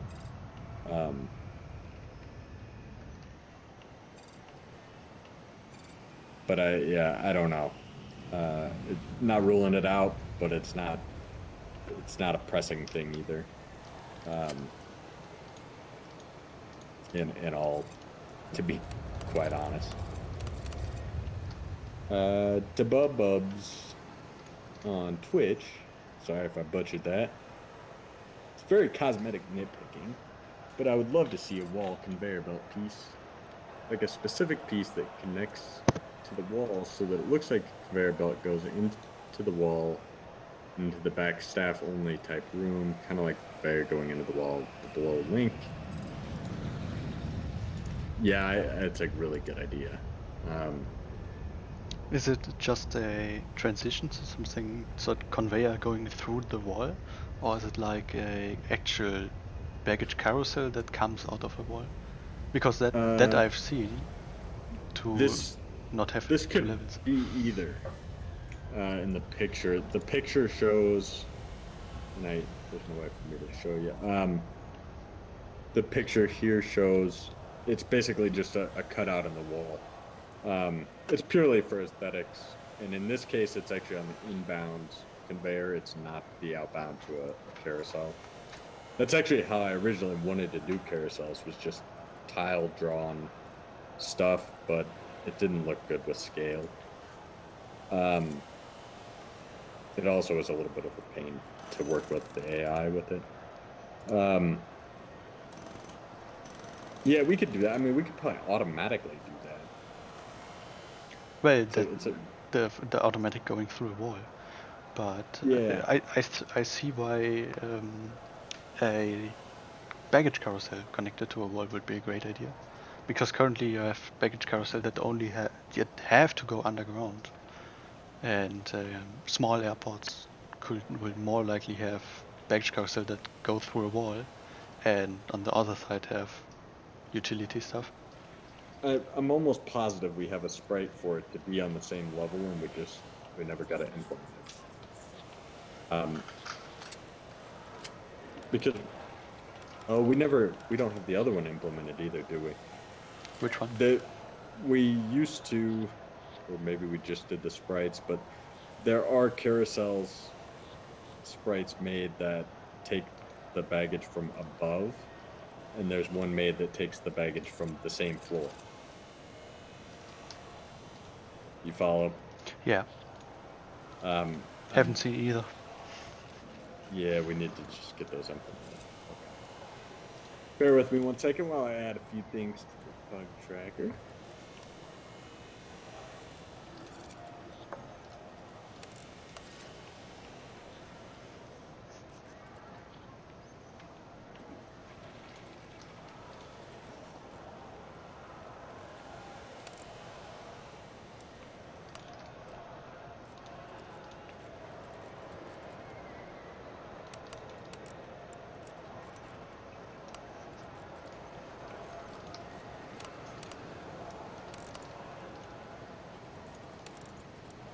Okay, and the through wall thing, and that's just an aesthetic bit mask thing. We'd have to get a sprite done, but it would be pretty easy. It would look a lot better. Sprite plus allowing actually to build it through the wall, but that's a small part. Oh yeah, the code change, but not actually an object or anything. No. Yeah.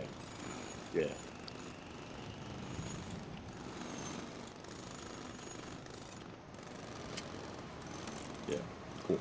I think that it would look a lot better.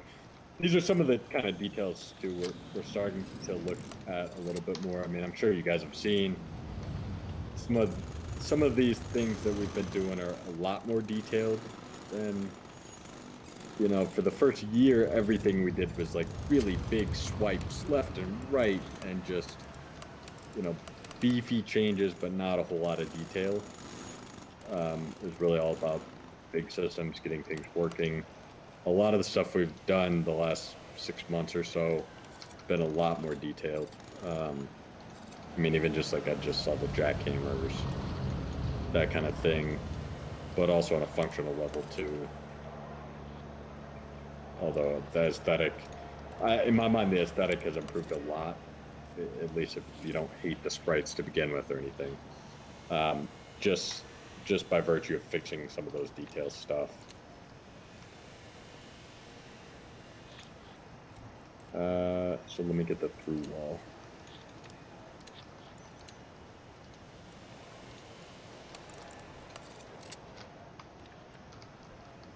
Get both those added to the list.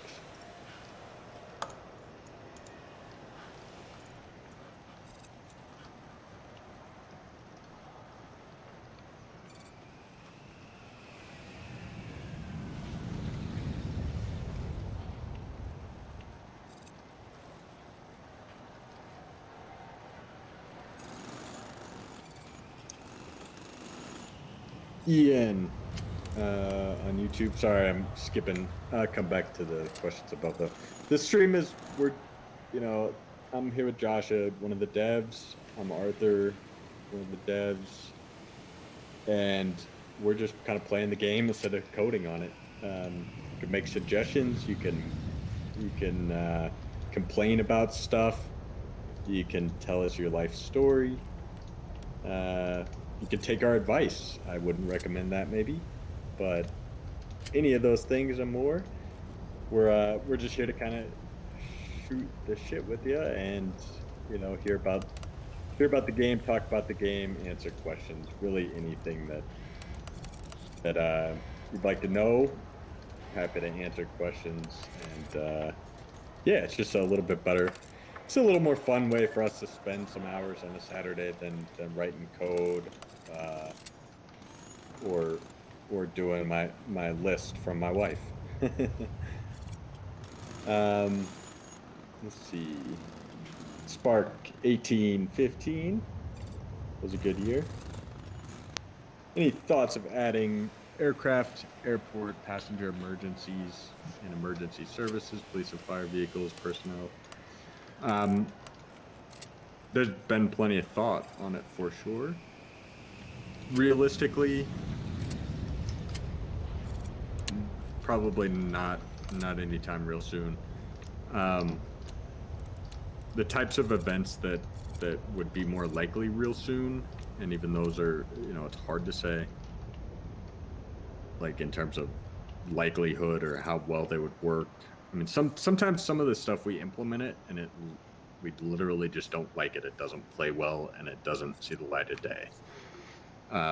So I'm not going to make any promises, but we will probably not get police fire type like interaction stuff going in the immediate future. I would guess that it would be something that happens post-release. That's my gut. It's not to say it won't, but that'd be my gut feel. And just to make sure it's clear, though, there are police vehicles in there. They drive by all the time at midnight. Set your watch by them. But yeah, obviously you're thinking gameplay. Hubbit asked, what happened with those parking garages you teased a while ago? That was so long ago. I think that they were still telling me you've got mail at the time. It was like 2.5 years ago. I don't even know how it means. Like which picture? So there's parking garage sprites. They're actually in the project. I'm surprised you didn't see them. We teased them on Twitter and in the forums, I think. But we're not going to use them. It's basically the idea, the intent at the time, Joshua, was to use them like, actually maybe I was talking with Michael about it. Basically kind of like fake spawn despawn points that are user placed, and have cars drive to them. The issue with them, they're like, first off, they're massive. They're like really big. They take up a lot of room. The second issue is they're not really big enough. And the third issue is that they were designed before multiple floors. So it feels funny to me to have an object where you can't see in at all. Like, why can you always see the exterior of it?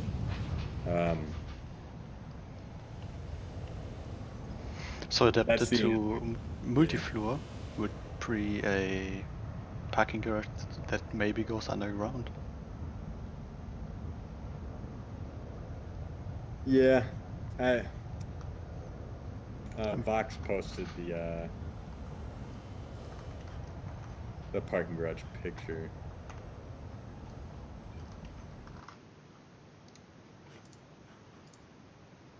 There's even a that's a pushback tug, I believe. I think that's what that is. That seems like a pushback tug, yeah. That also hasn't made it in yet. But the parking garage, yeah. I don't know. I'm not sure how we'd do parking. No, to be quite honest, I'm not sure if we will do parking. The problem with parking is that I laughed at the no pun intended with the time flash. The problem with parking is really the problem is with vehicles in general.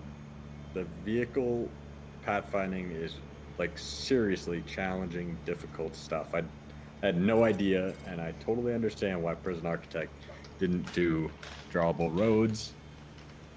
And I'm aware there's a mod now that does it. I don't know how well or anything, but the problem is like to get good paths that are believably followed and believably used, we would have to change the system around a good bit. You can't just pathfind through it and follow it, because when you hit traffic, you need to be able to pathfind around it. And so our graph is not correct to be able to do that. That's really like the issue. In my mind, we could do parking like pretty trivially. We need the vehicles to be able to drive much better to be able to do parking. Parking itself is not very difficult. The problem is that if the vehicles are stupid drivers, it doesn't matter what we do with the destination for them. If you get 1,000 of them going to the same spot, you're going to be in a world of hurt. And that's why, like, for instance, right now we have vehicles scaled way back. We have buses set capacity like 250 or something, right, after upgrade. That wasn't how the game released. The game released with the intent being that traffic would be one of the first hurdles you really had to conquer.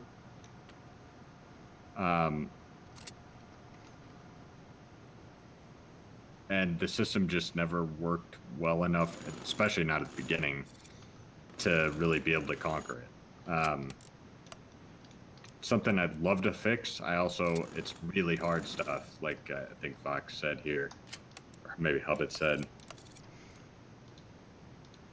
So, yeah. I don't know. I don't know how much time it's worth putting into vehicles. I'd really love to get it right. I actually saw a post by a guy who's working on a game. It's an open source city game. And he had a very interesting take on how they're doing vehicle simulation. I shot him a message, and he and I were going to sync up at some point. But yeah, I mean, that's kind of the reality. I'd be happy to bore you guys with like the technical details if you wanted. But the reality is, in my mind, the roads are the roadblock, no pun intended, to doing parking. Parking requires really good potential throughput, the ability to make good throughput. And to have that happen, we got to get the roads working better. If we got them working better, then we could do parking.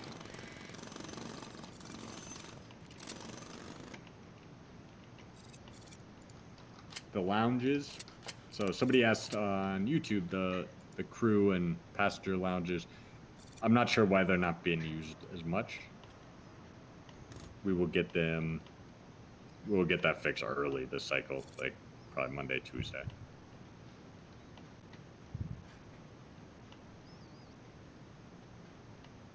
to Bubs, you got mail. I find it hilarious. It's over there on Twitch. Tabubs asked, are there plans to implement contraband stuff, or is it too difficult? Like people trying to go through security with pocket knives, baggage security. Okay, so talked about this a little bit on the last stream, but I want to stay away from anything too dramatic. Definitely probably stay away from violence in general. It's just, I'm not the most politically correct guy. I just don't, that's not what I want to do with this game. That said, I do want to see some like Contraband-esque stuff, like the same concept from Prison Architect, right? But without the violence, or even any potential of violence.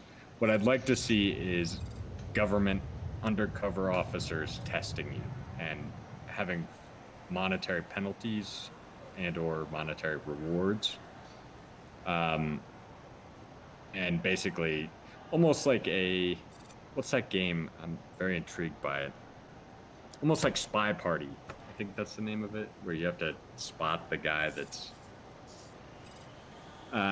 basically though, like undercover agents that come in and try to get contraband through, and your security, you know, if you have a body scanner that's 99% accurate, is gonna find it.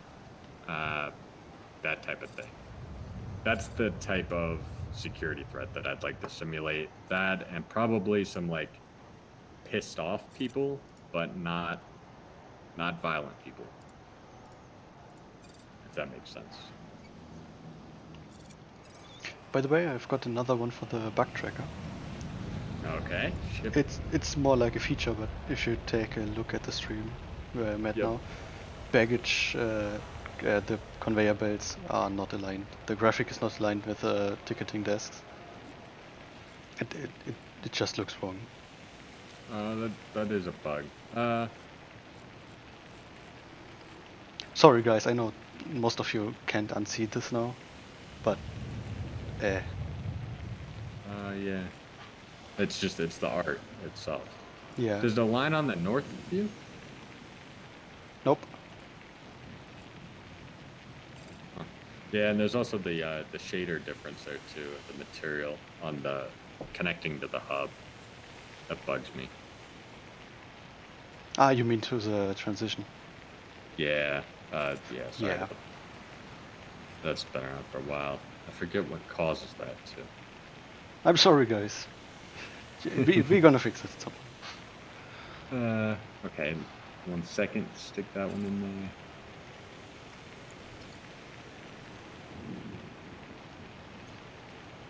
Now, part of the reason for that too was what I originally wanted to do with ticket desks was allow them to be assigned to a point on a conveyor behind them and have them carry the bag back and forth so that you didn't have to hook it direct up to the desk. Also, we've got an object for centralized bag drop where the passenger would check in and then go to a centralized object and drop the bag there. Which I think still has a place.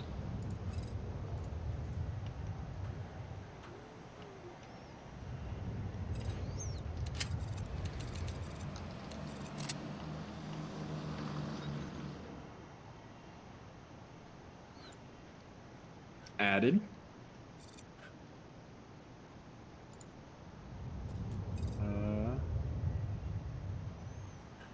Get back to one of the streams. Hubbit, 200. Which city game? Man, I'm trying to think of which city game it was. It was not one I'd heard of before. I came across it just because it was on Hacker News, which is a site I read all the time. Actually, I could probably look it up. It looked kind of cool. Of course, Hacker News is down. So I can't look it up, but I'll try to find it. What would I even say? You know, it's called Citybound. It's open source, and it's written in an interesting language. I think it's written in Rust. Yeah, it is. Which is really honestly, it's kind of a strange language to pick to write a game. But yeah. Anyway, it's called Citybound, and it's open source.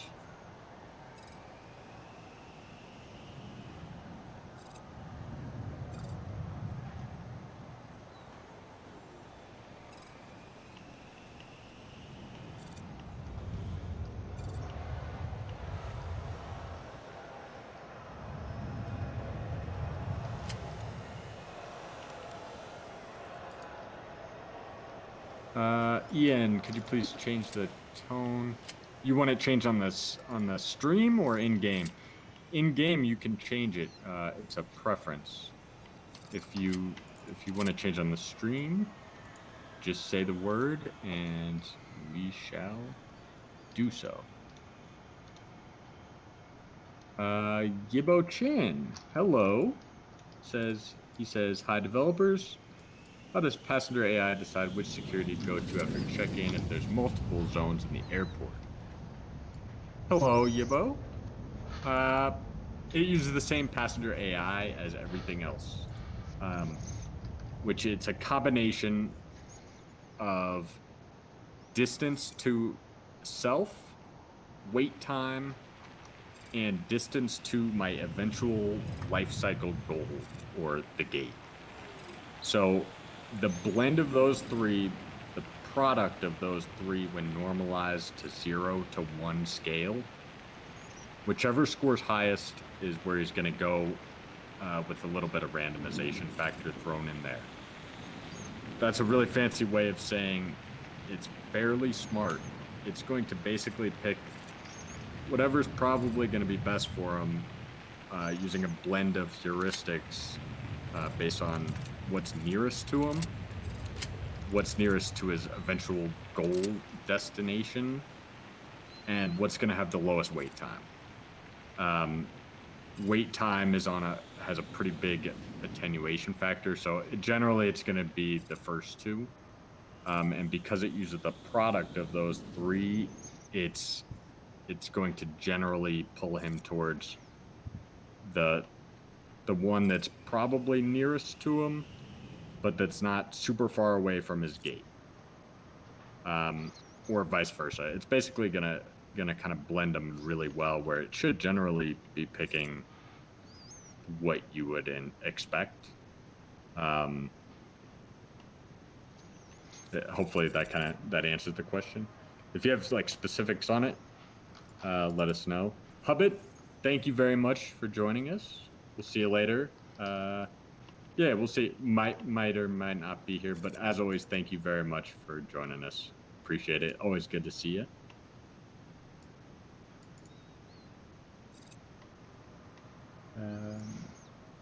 Malicious Mango, I'm glad to see you guys are going to be doing more streams like this over on Twitch. Thank you. I'm glad you guys appreciate it. We really enjoy it. We learn a lot. Like, really do see a lot of stuff in the game that's helpful for us. It's really good to get on the ground feedback that's not, some of the feedback in the forum can be a little bit out of frustration sometimes, or even the opposite, excitement because it's working the way it's expected. It's good to just kind of get a little bit of off the cuff conversation, and it's fun. It's nice to take a break from the code and be here with you guys. It also saves a hell of a lot of time versus editing videos.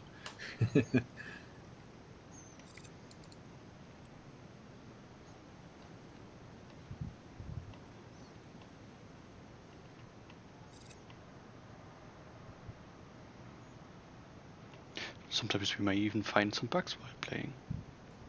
Yeah. like that. The lights. Yeah, actually I saw that reported, and I took a glance at it before the default patch, but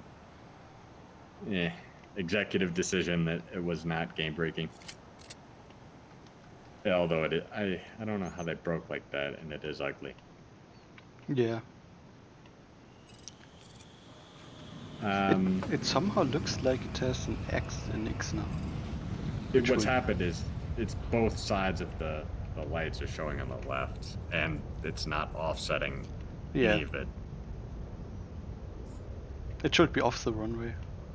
But actually, I bet I know what happened.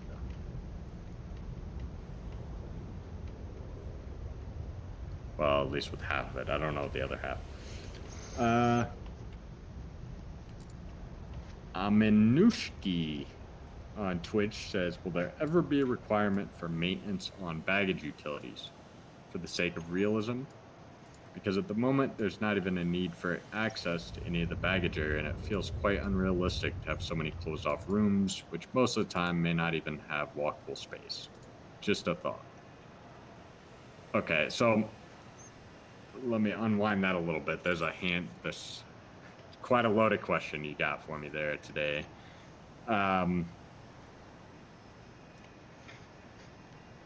Let's see. So first off, yeah, Malicious Mango mentioned this. They can. Construction guys can walk to anywhere. The reason for that is that when we give somebody a space to walk to that they can't access, it's a performance issue, it's a frustration nightmare. It's also not easy to make it obvious to the player what the hell the problem actually is. So it's basically, we found that it just worked much better, make sure they can always get anywhere. And it does that pretty smartly. It should only walk through walls when the target is not reachable or the starting position is basically when they can't get from starting position to target without walking through walls, then they'll pretty much ignore all the walls, and that's a performance thing. To answer your question directly, I do think we will add maintenance to baggage utilities. I actually think we're going to add maintenance to a number of objects this cycle. One set of objects I really want to get maintenance added to like immediately is escalators.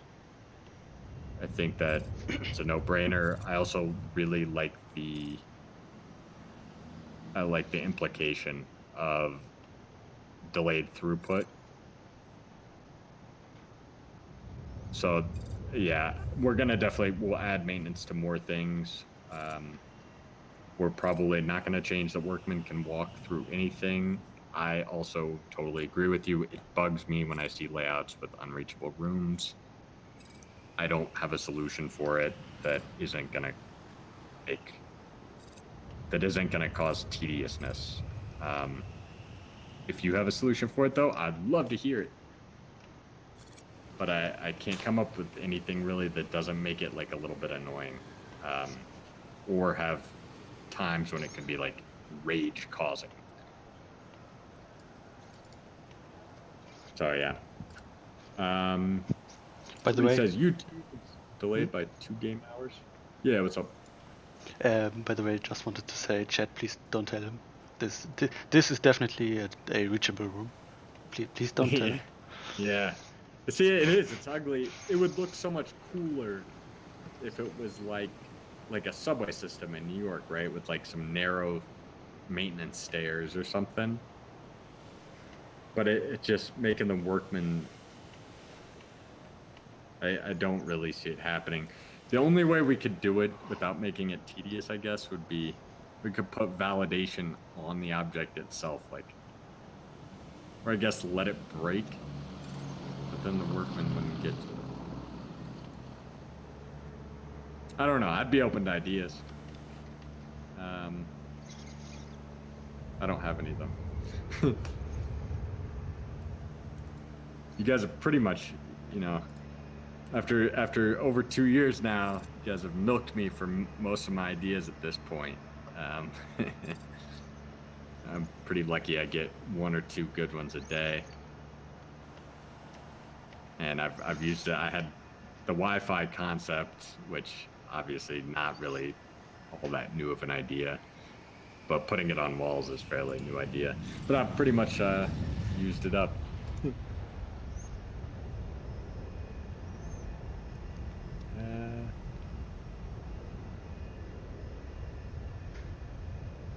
Yabo Chin said, So he asked earlier about the security zones. He said, "Thank you. My airport's first security zone struggles with too many passengers getting through it, causing serious delays. So I built the second one on a separate floor, but few passengers use it." Okay, so that kind of sounds like a balance. Like we may not have the AI quite right, but it also, I cannot be sure with just what you've said there. And the reason for that is that it is much more complex than anyone might ever realize, myself included, for sure, until after having lived it, in order to get passengers to distribute evenly, because it's a moving target. Evenly is not a point in time thing. And what we can do is say at any moment in time, where should this agent go? But we don't know how many agents are going to be there in 5 minutes. And so we could say, we could cheat and record how many are on the way. And we do that a little bit. But then it starts looking stupid if all the guys go to one because they know that some other guys are on their way to the other. And so what you have to do is you estimate distance and you use that to figure out how many do we think are going to be there in the future type stuff, right? And so Yebo, I would actually, it could be a bug. If you could post on the forum though and include a screenshot of your layout, and honestly, if you just include the save game file too, we would definitely look at it and see. There is no exact science though to perfect distribution, especially between objects like security zones where there's more to it than just the first object they enter. But I'd have to really see it. I mean, they prefer to stay on the same floor. There's stuff like that too. So it's like, at some point the passengers are a little lazy. But I'd really have to see it to know. It sounds to me like you'd probably be better off expanding capacity though, potentially both. I'd definitely look at it if you send it over though. Let's see, let me check on Steam here, because nope, still quiet on Steam. Just the one questioner. That's okay. Over on YouTube, Justin Coleman, will you ever put elevators into the game? That's an interesting question. Yeah. I'd really like to. I think we even got art for it. We do. We've got the art for it. So it's pretty easy to add elevators themselves. The hard part is making passengers use them. And that's where I get stuck on it. The only usage I can think of right now that is already implemented, like a reason to use it, would be the baggage golf cart. So more like a background elevator for wares and stuff? Yeah, otherwise we'd basically, I mean, we could get a random passenger using it here and there, like make 2% of passengers be elderly passengers or handicapped, something like that.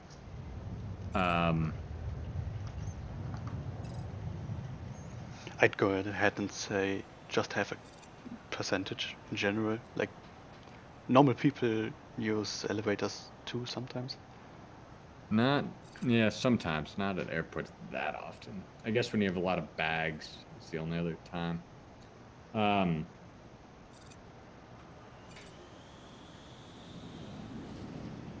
Yeah, the only other issue with it is timing. It would be slower than escalators and stairs. Yeah, I would like to get it in though. So the answer is probably yes. I think we will get it in. It's probably going to be, my guess would be it would be after summer. And I actually don't think this is on the roadmap. It's kind of been one there are some of these where kind of dodge the question. I think I've been dodging this question for a little while. No dodging on this stream. We don't do dodging here. Yeah.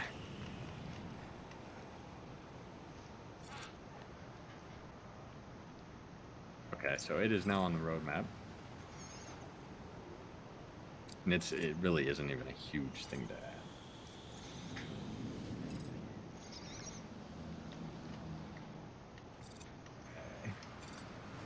Another question over from Vox on YouTube. Yep. The 10x10 graphics or the graphics of taxiways don't actually reach to the end. They are perfectly 10x10 blocks. Which means hangars like we have here have this little grassy texture in between. And he said, he asked again, it was a bug once that sidewalk could be placed under taxiways. It can still be placed under gates, but it could be placed under taxiways too. So pretty much two questions in one. One, could we at some point re-enable putting sidewalk or tarmac underneath taxiway? Or could we at least fix the graphic of either the hangar or the taxiway to make it not grassy? Yeah, so, okay.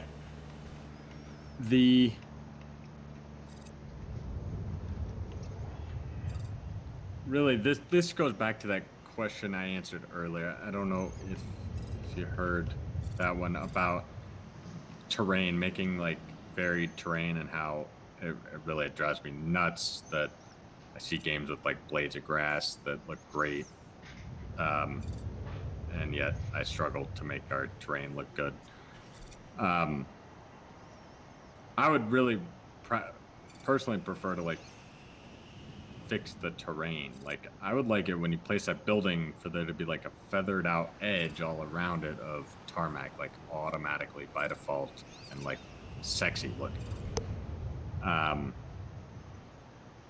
That's really what I'd like to be seeing. Regarding the ramp part, so the reason we took that out is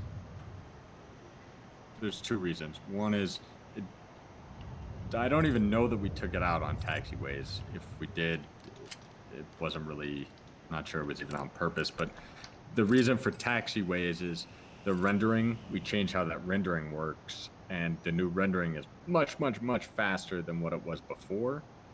It also just does not support that anymore. It just doesn't work.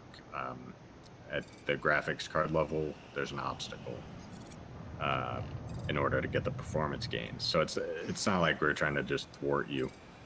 The other reason is whenever you draw any tile of any flooring, you're using up vertices and you're creating quads, which is 2 triangles, which is 6 verts, and basically the more vertices and triangles.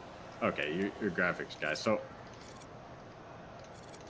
the more, every time you draw one of those tiles, you're costing yourself performance, and then when we get one of those saves and have to open it, and it takes forever, etc. That would be the only reason we took it out.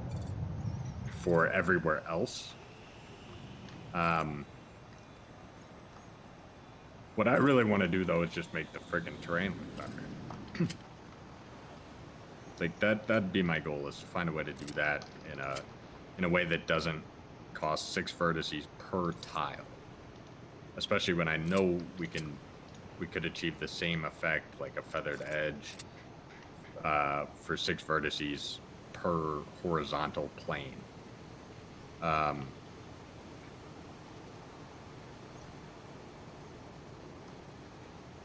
Yeah, that's the answer. That doesn't give you any immediate relief, which is what I'm generally looking for. I'm not sure I have any immediate relief for it. Roof, windows, ceiling removal. Yeah, unfortunately, Joshua can only work on about 8 things at once. we're gonna try to push them up to about 11 this time. The exact same solving part of that problem with terrain, small part of it. It also solves some problems for like being able to do sky bridges. Is required to do the window stuff. We have all the sprites in. I've even implemented the bit masking, and the render flags for when to show it or not. When it goes underneath, I've got to reorder some of the Z's for a number of objects, most objects, and so I wanted to do that on a fresh cycle because basically I'm going to be introducing some new depth sorting artifacts. Excuse me, some new depth sorting artifacts that'll probably take 2 or 3 weeks to find all of them. That's the status on it. I'm probably gonna tackle that one. I'm no graphics guru myself. Graphics honestly is the hardest thing to learn about game dev. It still boggles my mind. Game dev is such a funny thing. There's only this limited amount of like knowledge sharing that occurs. It's very generalized. And part of it I chalk up to the solution for stuff tends to be, I suspect, this is what I see, but I'm guessing this is the case. It tends to be very, very specific to the game. You really have to adapt stuff. Like algorithms I find white papers on, they never work right out of the book, ever.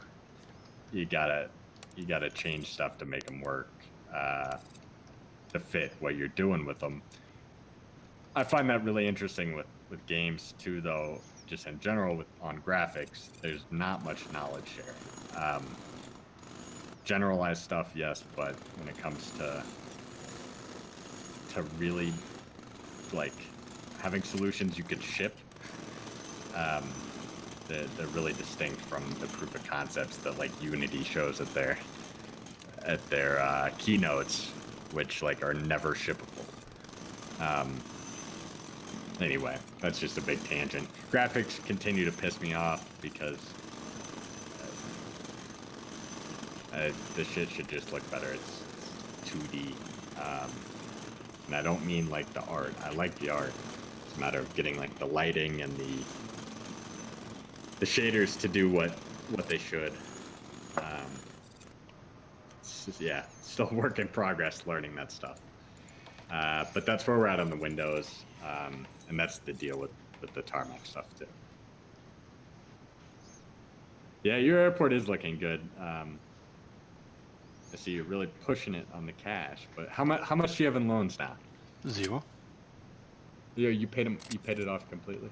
Yeah, I only needed 200k to get the ticketing finished, the luggage stuff finished, and then I hadn't taken out anyone. I'm making money. Have you hit the bonus?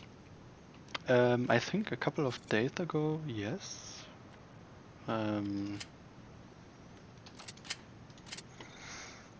Actually, no.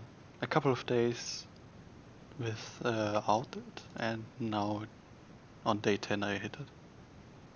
What's your, yeah, we hover the money. Okay.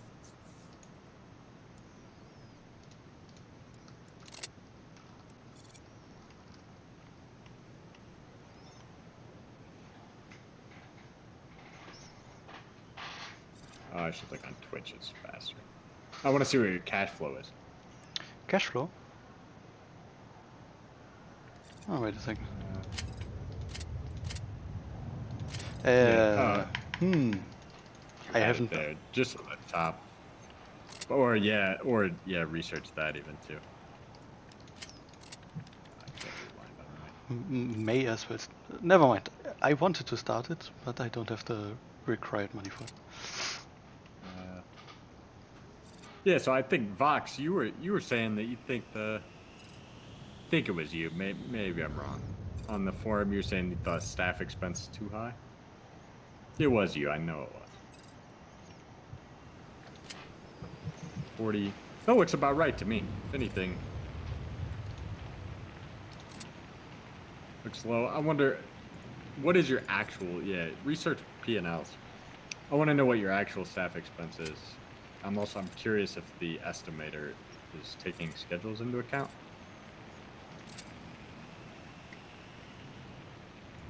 But I'm not sure.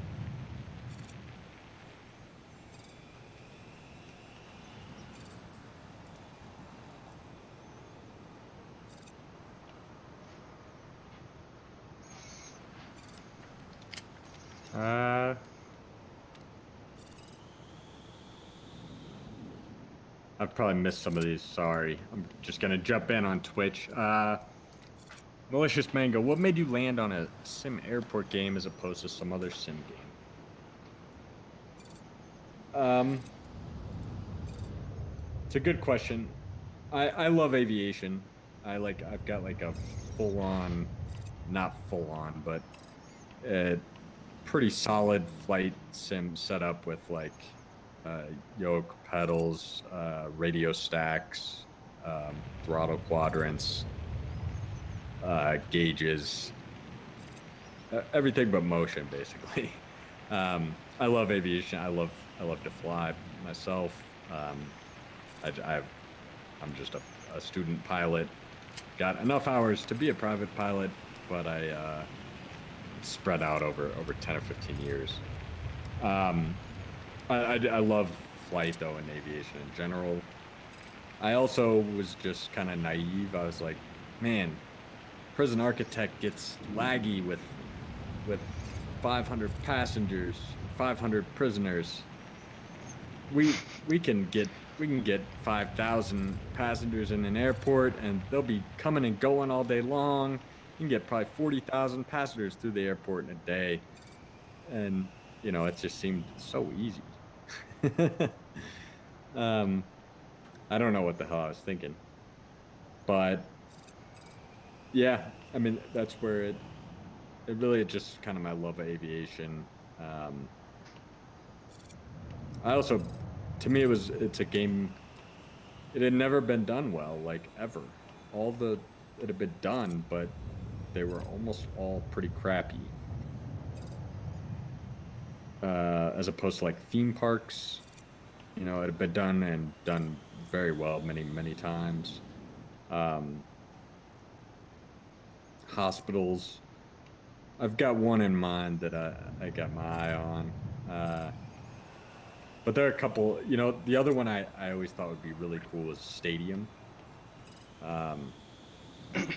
Sim Stadium? Yeah, I thought it would be cool.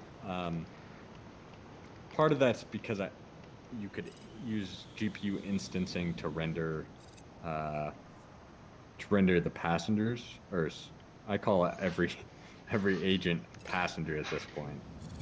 Probably won't stop doing that for many years. To render like the fans, and so you could probably render like a whole lot of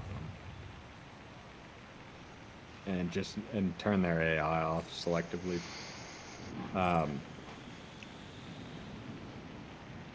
But yeah, anyway, that's how I kind of got on SimAirport.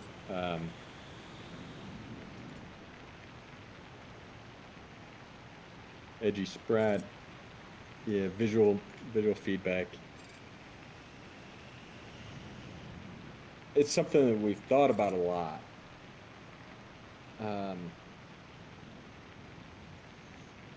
But I have no good answers on it. I've looked to other games.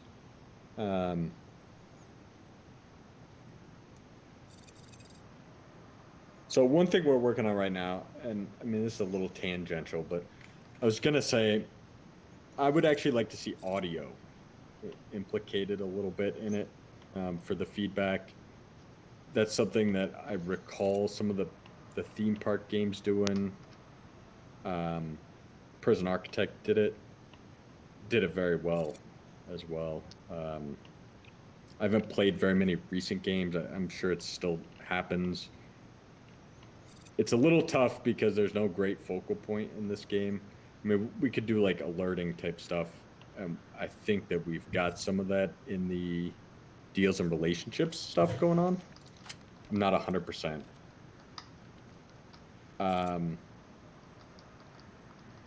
But one thing going on right now is we've got some audio revamp going on. I'd really like to get like some frustration level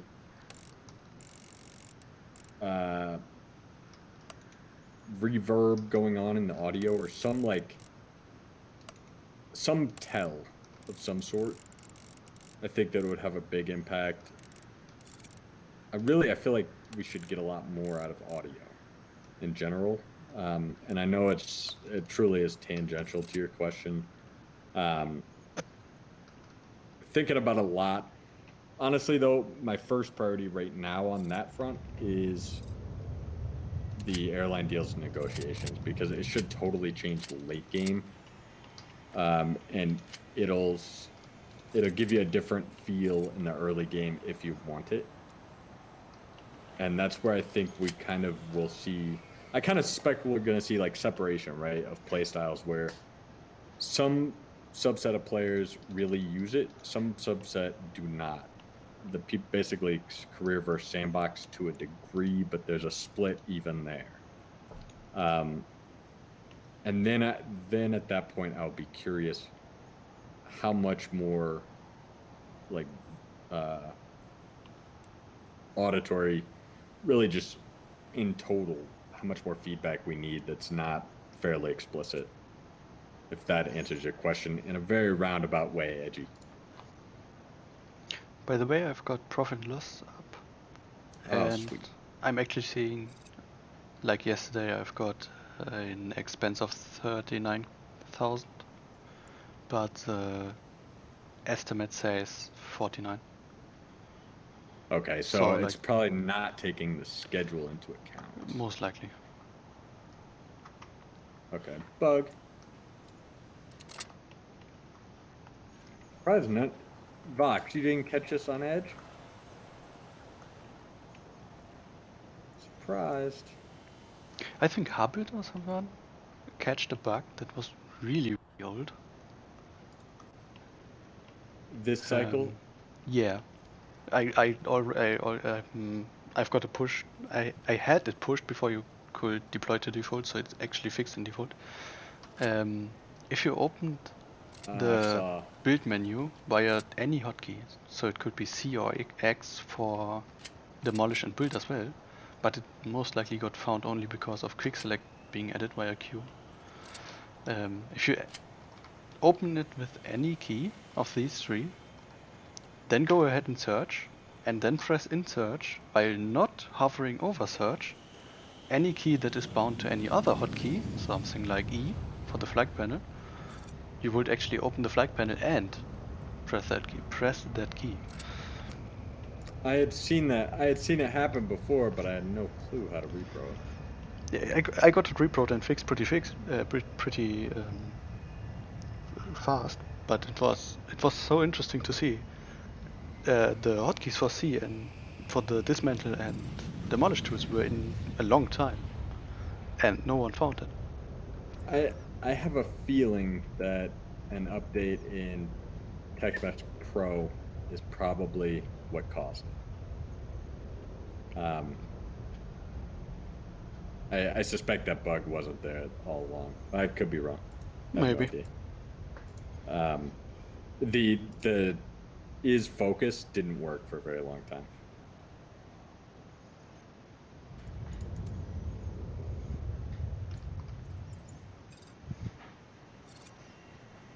Okay, I'm going to add.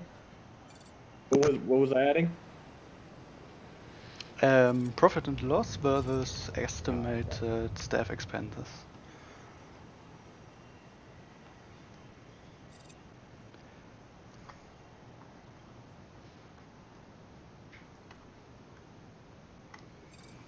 Yeah, Vox over on YouTube just said he's not a searcher, so just like me, and like him or me, we wouldn't find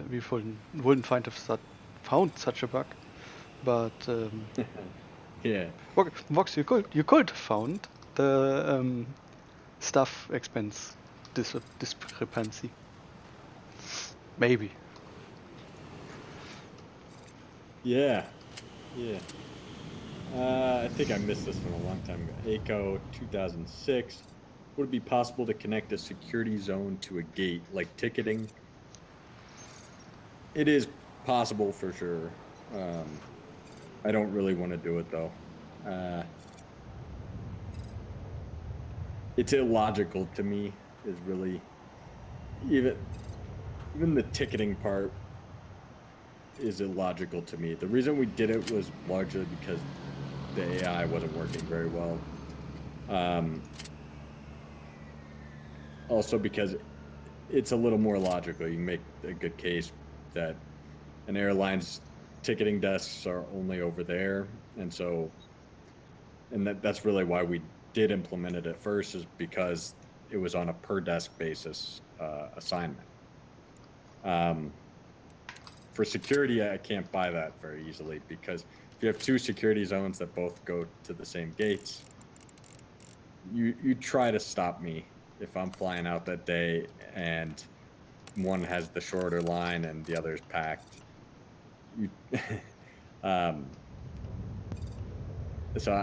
That's kind of where I come from on it. I mean, you can segregate them by like class, either with queues or by placing first class zone in front, or first class and a staff zone, that kind of thing. In terms of direct assignment, it just doesn't feel realistic to me if they both go to the same gates. I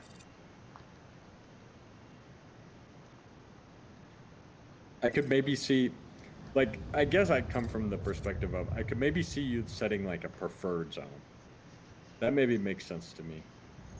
I cannot really see you being able to set definitively. And I really just don't like definitive rules in general on this kind of stuff, because what happens is that there are all these edge cases where the definitive answer doesn't make sense anymore. So let's say you only have one trash can in your airport for some reason, but it'll happen, and it's right in front of the security zone you don't have assigned. And so the passenger walks over there, drops his trash one day, and now he has to walk all the way back to this other zone when they both go to the same gates. That's where I struggle with it. And we've been there, done that a number of times on things where that scenario will happen. It's fact. It definitely will. It's just a matter of when.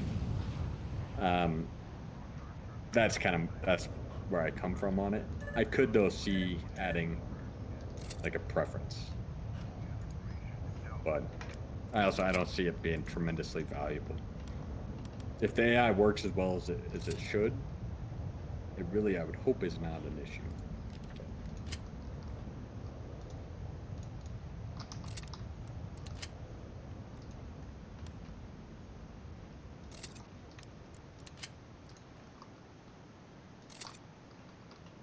Yeah, you're moving right along now, huh? With just 3 gates too.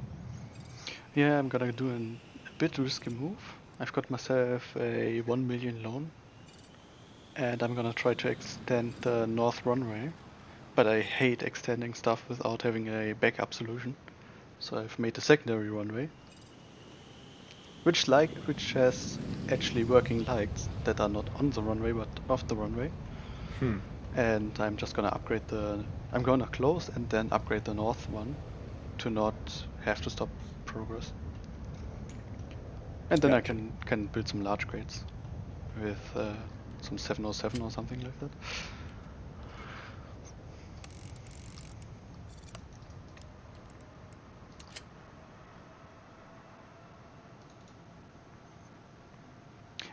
After researching aviation ops, which is needed to set the runway to disabled.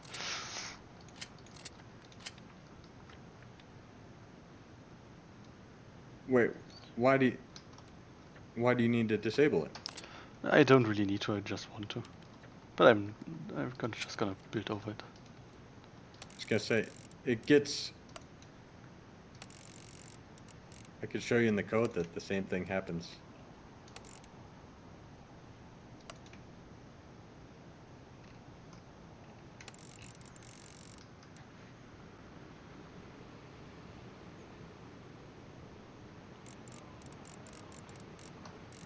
Did you release left mouse the first time?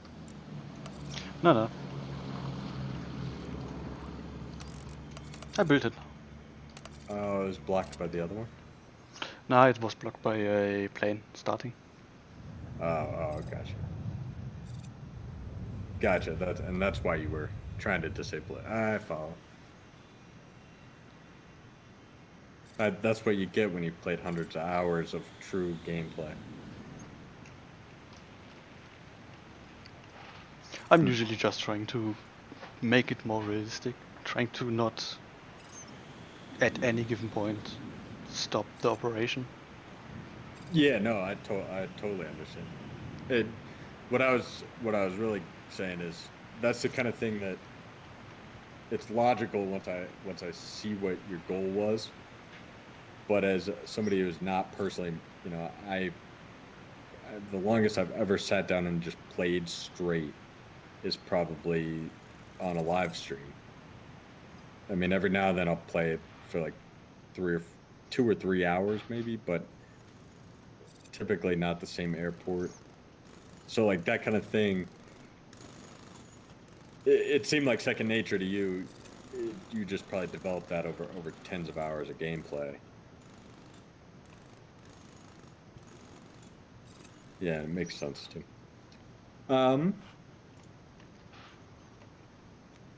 Looks like kind of quiet on all fronts. Steam, quiet, as always. Yeah, I'm gonna step out for 3 minutes then, and I will be right back. Asha, you gonna hold down the fort? Of course. I'll be right back. Oh, on Twitch, edgy. Are Papy lights always on the left? I can't really tell you. I guess some countries may have other specifications, but I need to take a look at the specifications myself. I know they are mostly either at the touchdown point or shortly behind it, so I'm usually building them at that location. I can't always place them there, and I've seen Arthur, who says he's the aircraft, airways, all the stuff fanatic. He's placed them somewhere ridiculous last time he streamed. So I don't know. But like I said, may be dependent on country and stuff. For me, it's just dependent on I can put them on the right on this side. I cannot put them on the other side since I don't own that land. Vox over on YouTube? Yes. I don't like searching either. To be fair, I think I started playing way before the search function even was available, so it just became a habit for me. I think you're the same, you said last stream.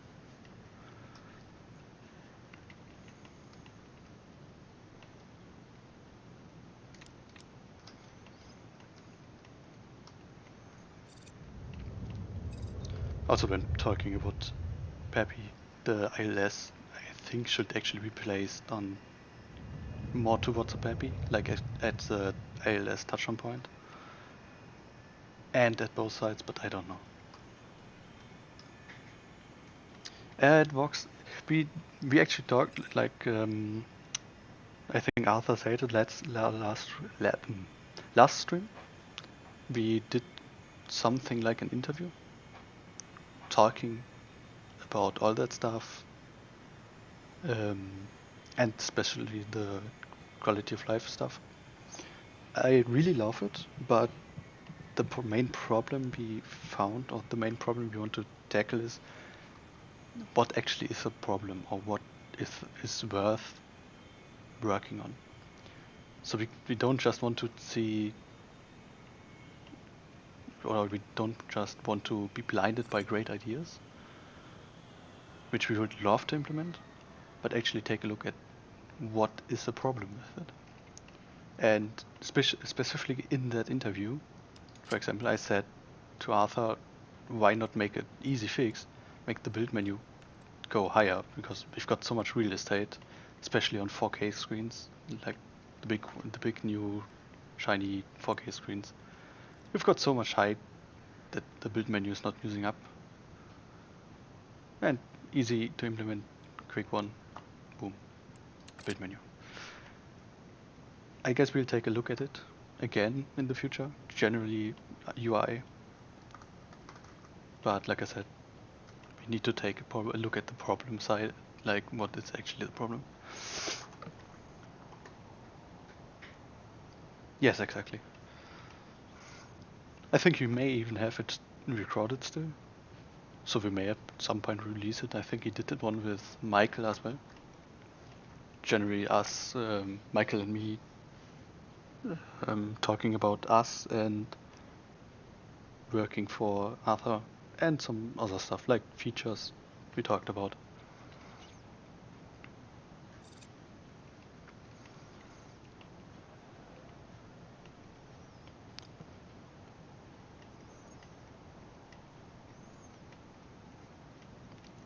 Yeah, like I said, the quick select exclude I think was the first thing I implemented, and it actually was like 10 hours or something like that before the first stream. I just went ahead and got really bored for a couple of hours and wanted to work on something. So I just implemented that feature. But I actually want to implement some more feature to it. Specifically, if you have a zone that is not finished yet, I'd love to have quick select. Once you quick select on that zone, show all the needed items for that zone, or the possible items for it. We have a little bit of a problem on code side since we don't actually have a perfect list, just validation for them. So that's gonna hold off till later, but I may add it later.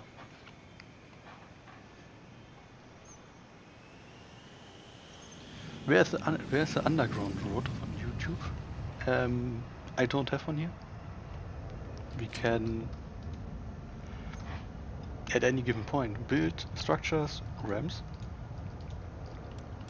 down. I'm not gonna do it now, it's pretty expensive, extremely expensive, the underground foundation. And we are still talking about it, but currently you cannot build roads underneath existing structures. So like over here on the terminal side, you can't actually build a road underneath it. We're still talking about it, and most likely it's gonna be research to build underneath it.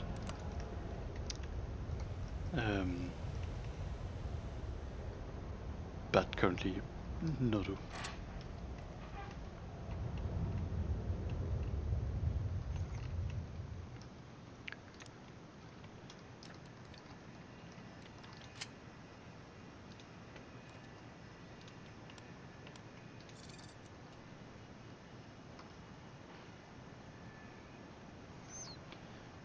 Parking logs we talked about.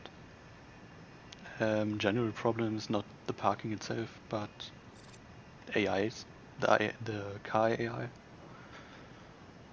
Fixing that is a bit of a problem, having good throughput, but Arthur said he is looking into it,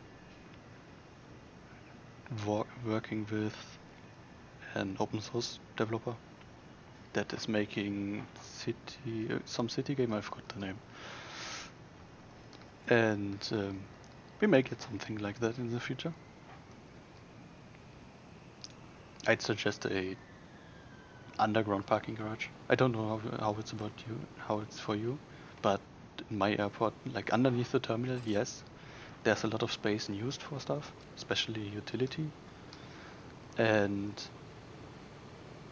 outside, underneath the taxiway and underneath the runways, there's usually so much space left. You could perfectly use that up as parking.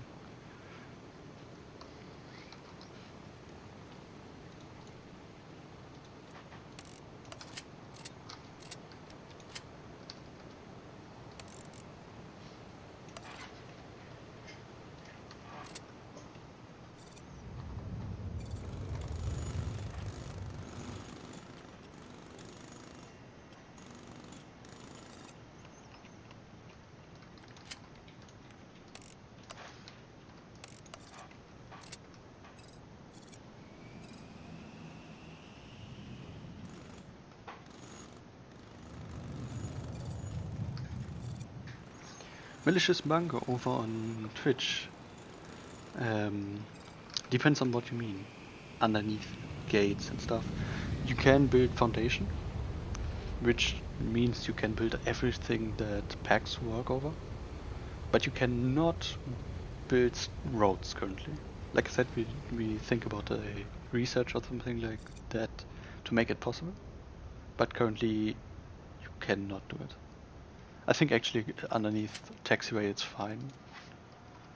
Yeah, you can build underneath taxiways, but you can't build underneath gates or any foundation. You can build foundation underneath all of that, which means you can route packs through it.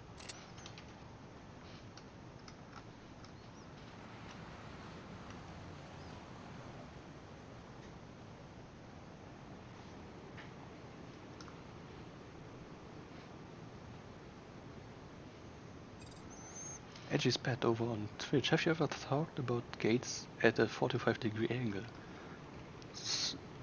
Pre-playing or just playing it for myself. I mean, I only joined the team like 2 months ago. Actually, no. I've never thought about it. For me, SimAirport always is the rectangular 90 degrees game. I think the biggest angle thing we ever saw that might be implemented at some point, but got lost pretty much again, is fast exits on runways. So if you have a long runway, you could do a fast exit that is longer, but slightly angled. And I'm back. Hello. I have only talked happily about you. Oh, good. No, haven't told him the real truth, huh? Yeah. Nah.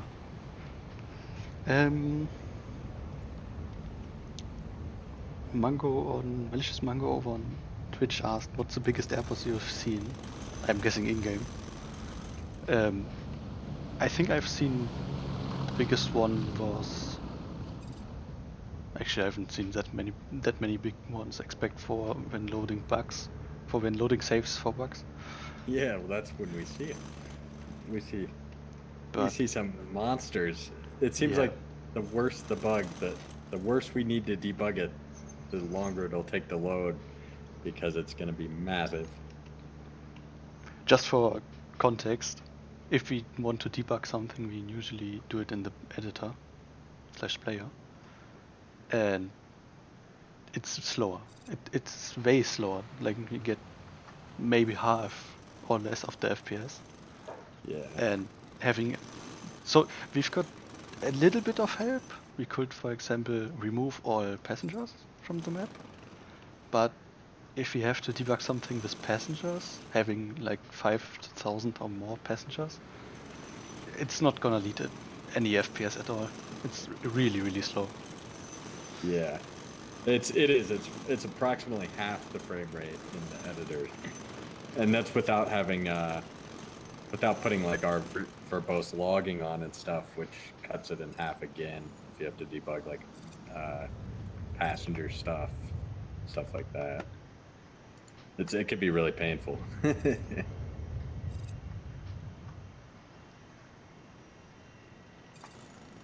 By the way, Vox asked, we did the interview before you streamed the first time, but you didn't actually get it done. But said you may release it at some point. Yeah, the audio. Yeah. We have to find somebody to edit it. I don't want to edit it. I'd rather be writing code.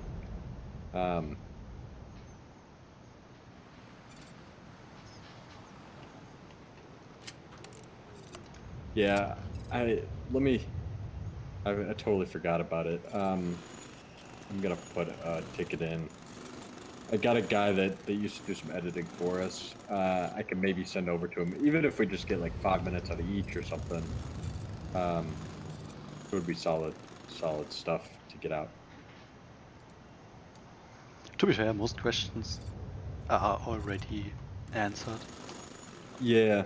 Slash most stuff we talk about, you guys can ask us here anyway, so it's okay. Yeah, you know, in that case, yeah, the answer is just, yeah, we're not going to release them. The only real interesting part about it is maybe the first initial interview bit, like yeah, the where intro. where we talk, Michael and I talk about ourselves. Yeah, we could probably do that without expecting edits. A little bit easier. It's time consuming to edit video. That's part of why we're doing the streams instead. Is it's like really, so when we when we were doing the update videos, those were generally like half an hour, 45 minutes, and it would take around 8 hours, 8 to 12 hours to edit them. And we had a guy that we were paying to do that, but it still, by the time he could get it done, we would end up delaying default patches by like a few days just to get the video out with it, and it's just super time consuming. So yeah, if anything, maybe we just redo the interview part, the first 5 minutes or so.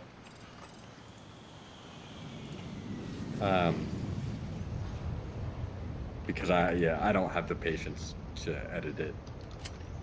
I do. I really, it's not fun. I'd rather be writing code.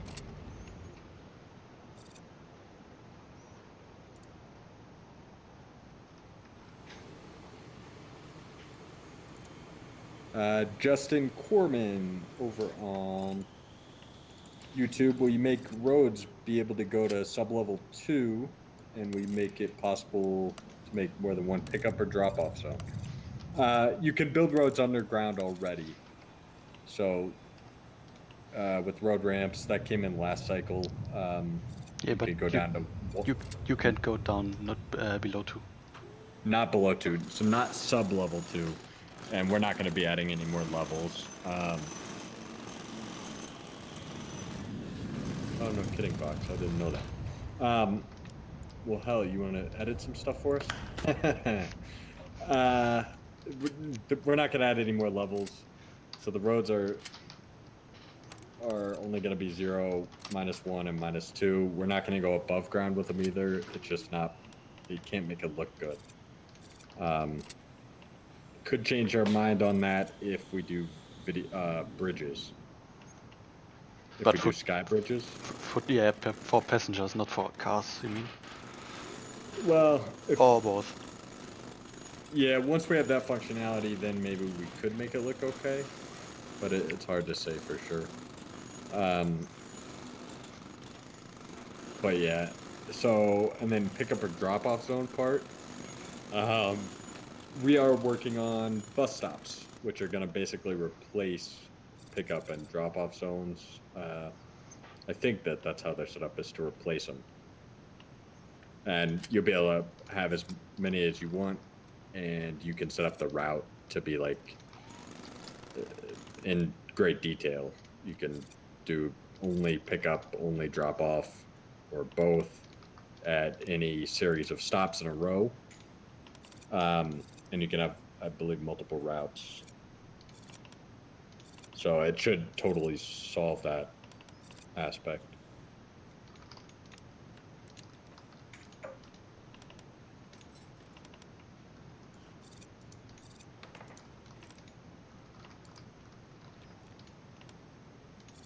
Gotcha. The build quality of life stuff. Okay, so yeah, the problem we're trying to solve, and honestly, I think you do get into this pretty well in the quality of life thread. But yeah, basically, I mean, you heard me say this earlier. I think I said it last stream too. I don't want to beat the dead horse. I do that a lot. But I just want to make sure we're not putting something in search of a problem. Make sure we know what the problem is and all agree on it. And when I say all, I mean as much as is realistic in this, especially with a game like this where the audience is so varied. Beyond that, it's a function of time. It's really just a matter of, like quick select, that stuff was kind of getting at that same issue as we understood it to some degree. And I know part of it too was just Josh really wanted it. It makes, like, it's just kind of a no-brainer. But yeah, I mean, really, it's a function of time. You've been in here long enough, heard us talking long enough to hear. I mean, I'm sure you understand editing video too, that it's, even if something takes, nothing takes 1 hour, everything takes at least 6 or at least 4 to really get it right and ready to ship. And so at that point, you've heard so many of these things we've talked about, even just in the last hour, it just adds up. And so then it's a matter of which one should we work on first.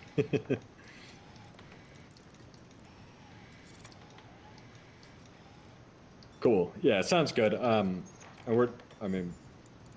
that is definitely the way to go. Actually, that brings up a question I have for you, for everyone really is.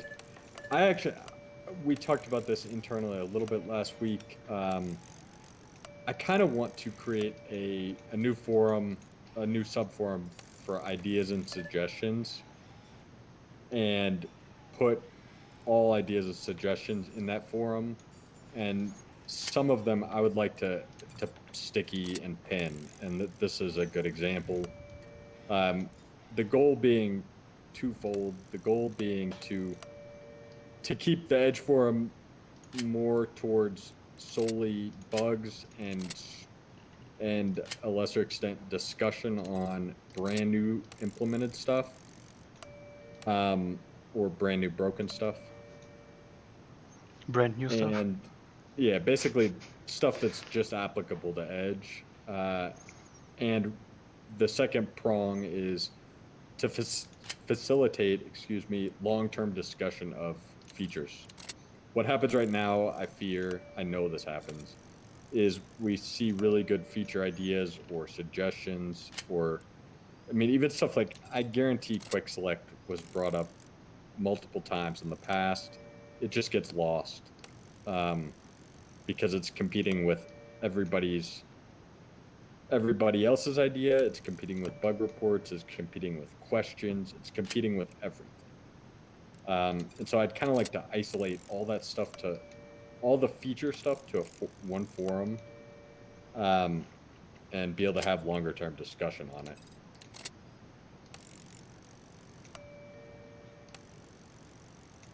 Okay. Cool. I'm glad to hear that. My only concern with doing it is that I don't want people to feel like it's us putting it out to pasture, because it's really not what we're trying to do. When I look at the Edge forum each day, I do solely want to see the new issues. Ideally, I know what to expect, though. That's stupid. But I would like to be able to dedicate time each day to going and looking at just new stuff and thinking about basically more critical thinking and less pure bug solving. I think it would help me personally to be able to segregate those, because sometimes I'm starting to find myself overlooking especially feature requests, which is like one of my favorite things to look at, because I'm tired of looking through the bugs. So I think that's something we'll probably do this week. Is go ahead and create that forum, and probably be more strict about moving stuff to it too. Generally having splitting up, talking about features that are in game and features that should, or suggestions that could be in game. Yeah, exactly.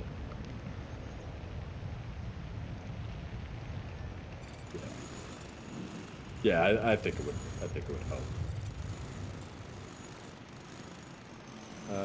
Edgy spread on Twitch.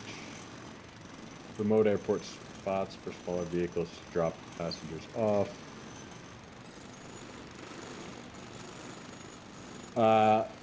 Okay, so this is remote gates.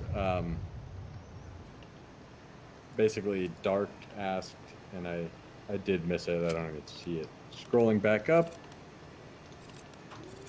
but Edgy said somebody named Dark asked about remote gates, and the answer is yes. This is on the roadmap.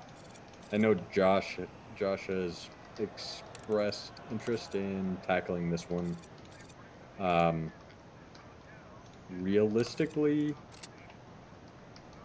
it's definitely not going to be this cycle. It could be the following cycle. It kind of depends on where we end up with this cycle. This cycle is either going to be a really rapid one, or it's going to go into June. And that's going to kind of determine how risky we can be later in June. I'm sure you guys have heard it before, but this is my favorite time of a cycle because we can take all kinds of risk. The first 1 or 2 weeks, we could be we could pretend we're Liam Neeson and ship all kinds of stuff. And sometimes it doesn't work out. I think last cycle I shipped some movement updates at the very beginning that it just did not work.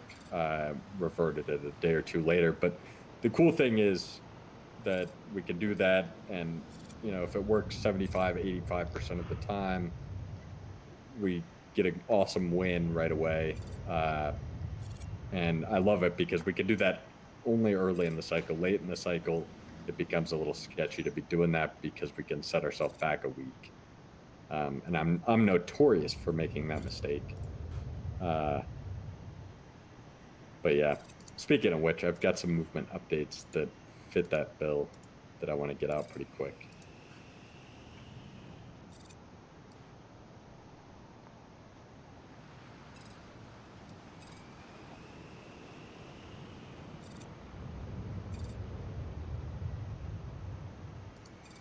Wasn't the last cycle a pretty rapid fire one as well?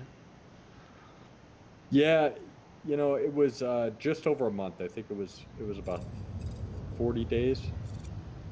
I don't know, maybe I'm just really starting to get old or something. I don't know how the hell we were pretty much shooting cycles at 35 to 40 days there for the first I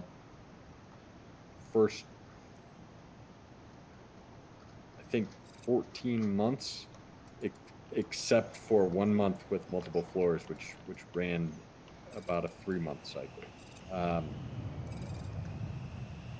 And then we had a performance cycle. It may have been more like 16 months, and then there were 2 cycles that ran close to 3 months, performance and multiple floors. But yeah, I don't know. It's almost impossible to get one out in 30 days now. Just doesn't seem like enough time. But it was pretty quick, 40 days. Question over from Twitch, Mango from Mango. Can we get borderless window mode? The answer is no. You cannot. Why? Why? Yeah. Well, I just figured at some point somebody's gotta tell these people no. I'm kidding. The answer is, the reason is because last time I checked at least, it was not possible for us to do that in Unity and still get a true full screen. It was a Unity limitation. That's the point of borderless window. That you don't have exclusive full screen. The problem is it's not something that you have to pick one or the other. You cannot have it be a setting. And you have to pick before the game. It's one or the other, basically. Before the engine initialization. Before the engine initialization, I'm guessing. Exactly. Now there's a chance that changed in Unity. Last I looked, though, that was the answer, unfortunately. So we could add a parameter? No, it's something. It's like in the. There's no parameterized. Maybe there is a parameter for it, actually. I'm not. I'd have to check. Actually, you know what I want to say? I want to say it has to do with the resolution. I want to say if we give Borderless, if we start in Borderless, we can never go full screen, and we have no control over resolution, and it would always run native or some. It was something really messed up like that, because I remember spending like a week shotgunning builds right before we released into early access, trying to figure out why we couldn't get resolution to work. We could take a look at it though, and see if maybe they've fixed that. But yeah, the moral of the story is it was a Unity limitation that prevented us from doing it. If that has been removed, then we could.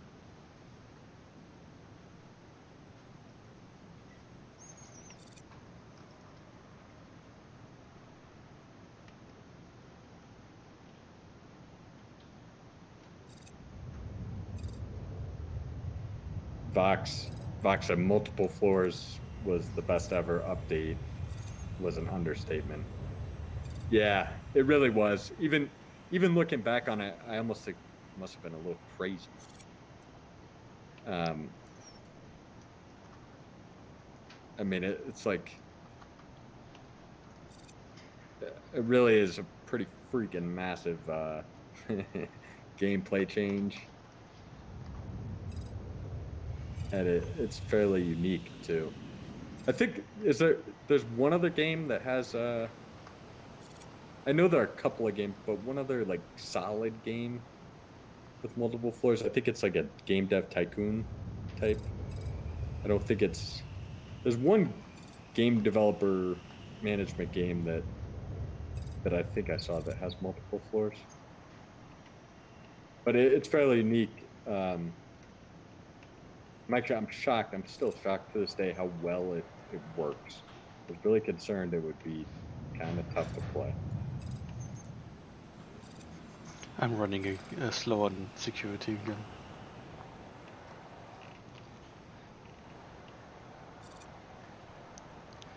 To be fair, I'm pushing it a little bit. We made security faster this cycle, but 5 lanes and air quotes for like 4 gates, of which one is an L gate. It's a bit of a try-hard security setup. Yeah, it seems 90%. It's not enough. It needs at least 1 more lane, maybe 2. It's amazing how quick, like it's either you're fine, or once you eclipse that mark, I mean, it's so Boolean. You go from being 100% to being 90% and down instantly. Because I mean, just cascade failure.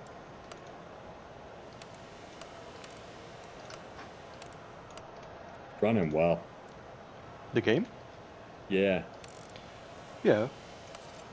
And I'm actually streaming / encoding from CPU. Yeah, I don't even mean performance, just the gameplay experience is, I mean, I'm not, at this point, I'm not super surprised, but yeah, I mean, a year ago it was not this smooth. Yeah. And 2 years ago it was, it's still pretty sketchy in April. quite sketchy. Oops.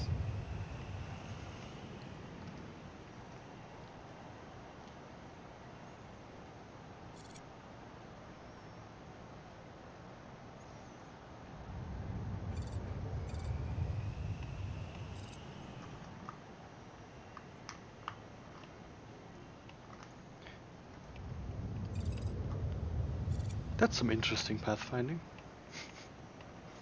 Where? The agents went into the building from it's perfectly fine. They just went from deliveries into the terminal, through security, through the whole building, out to the gate, and around the whole building to build the extension. A road gate over here, or an extra exit over here from the maintenance. Should be. Oh, the dots. Yeah. They just went around the whole terminal. Because they had to. Like, that was the only real path they had.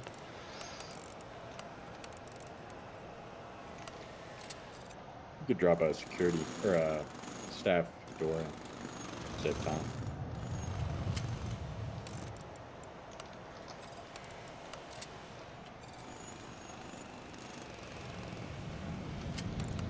Ooh, that drives me crazy too, though. The queues. What? The bunching up and bunching out again? No, they're sitting on the queue poles, sitting on top of the wall. It's a long-standing bug. I think that's not on the bug tracker even. No, it's probably not. The reason we didn't solve it for a long time is because it would be a performance issue, but now it could be solved for.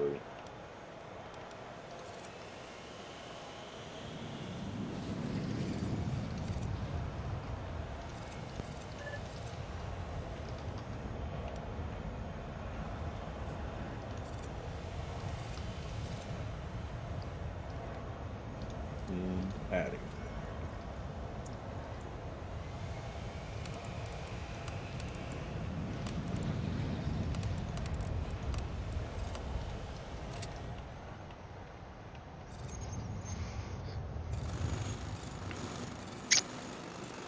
So I don't know about you, but I'd say we're gonna end in a minute.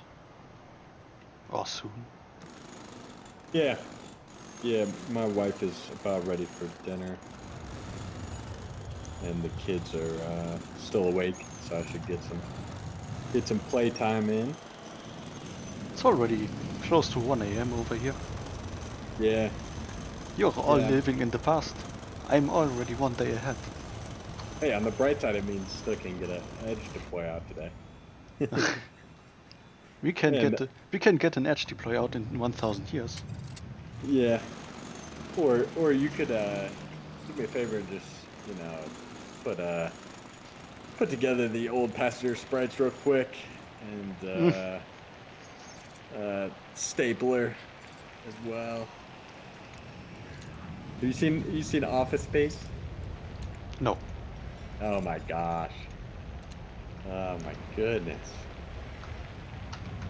There's some homework for you. I cannot believe you haven't seen Office Space.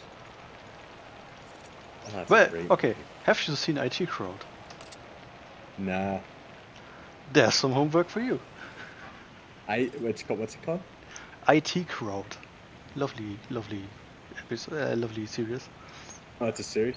Yeah. Office Space, a movie. I'll check it out though. IT Crowd.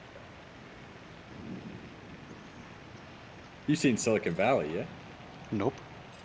Oh, it's very good. I didn't like it at first, but it's very good. Oh, this I'll check this out. It's on Netflix too. It's lovely. It's over sarcastic or stereotypical IT personnel. Yeah, well, it sounds honestly a lot like Silicon Valley. If you like this, you would love Silicon Valley. It's very good. Same type thing. Bay Area startups. But yeah, honestly, Office Space is like the same thing too, but with TPS reports. It's hysterical too. I haven't seen it in years, but Ooh, I just noticed. I done goofed with my staffing. I've added planes that come in like really late, or go out really late, but I have no staff assigned at this time. So I always leave one lane open, even at night. yeah, so you don't end up with anybody left over. Exactly, but that's not enough for the amount of planes waiting. You need bathrooms too, it would appear to me. To an untrained eye. Actually, I may just remove these ones and make bigger ones inside the secure area. I just hate packs doing stuff in front of security. Like, if you come into the airport, please go to through security. I don't want you to stay around ticketing. Go to shopping or something. We need to penalize that. Pushing them through. All right. Let's see. Make sure we got no other questions here sitting. Cool. You guys should go code games, not watching Netflix. Yep. I love it. Love it. All right, guys. Well, thank you very much for joining us. Hope you enjoyed it. Sorry if we bored you. If you have any questions for us, the forum, always Reddit. Otherwise, we're gonna do this for each default patch going forward, and probably try to sneak in a brief one midway through the cycle too, ish. Hey, thank you very much. Oh my God, it's Kian. If you haven't left us a review yet, please do. It's a really high impact way to help support us. Yeah, thank you guys. Thank you all for playing. Really, we appreciate it. And if you play on Edge Branch, you can look forward to time lapse coming out tonight. I want to see your time lapses, and I want to post them on our YouTube too, if you'll let us. But check it out, and yeah, definitely post some. Hopefully it works flawlessly, and if not, let us know. Cool. All right, guys. Thank you very much. Anything to add? Yeah, just same for me. Hope you have a... Actually, thanks for watching / coming onto the stream. Lovely to talk to you guys. And hope to see you next time. Yeah. Thank you, everybody. We'll see you later. Have a very good rest of your weekend, and we'll see you on the Edge forums, and looking forward to reading your reviews. Good night, everybody. Good night.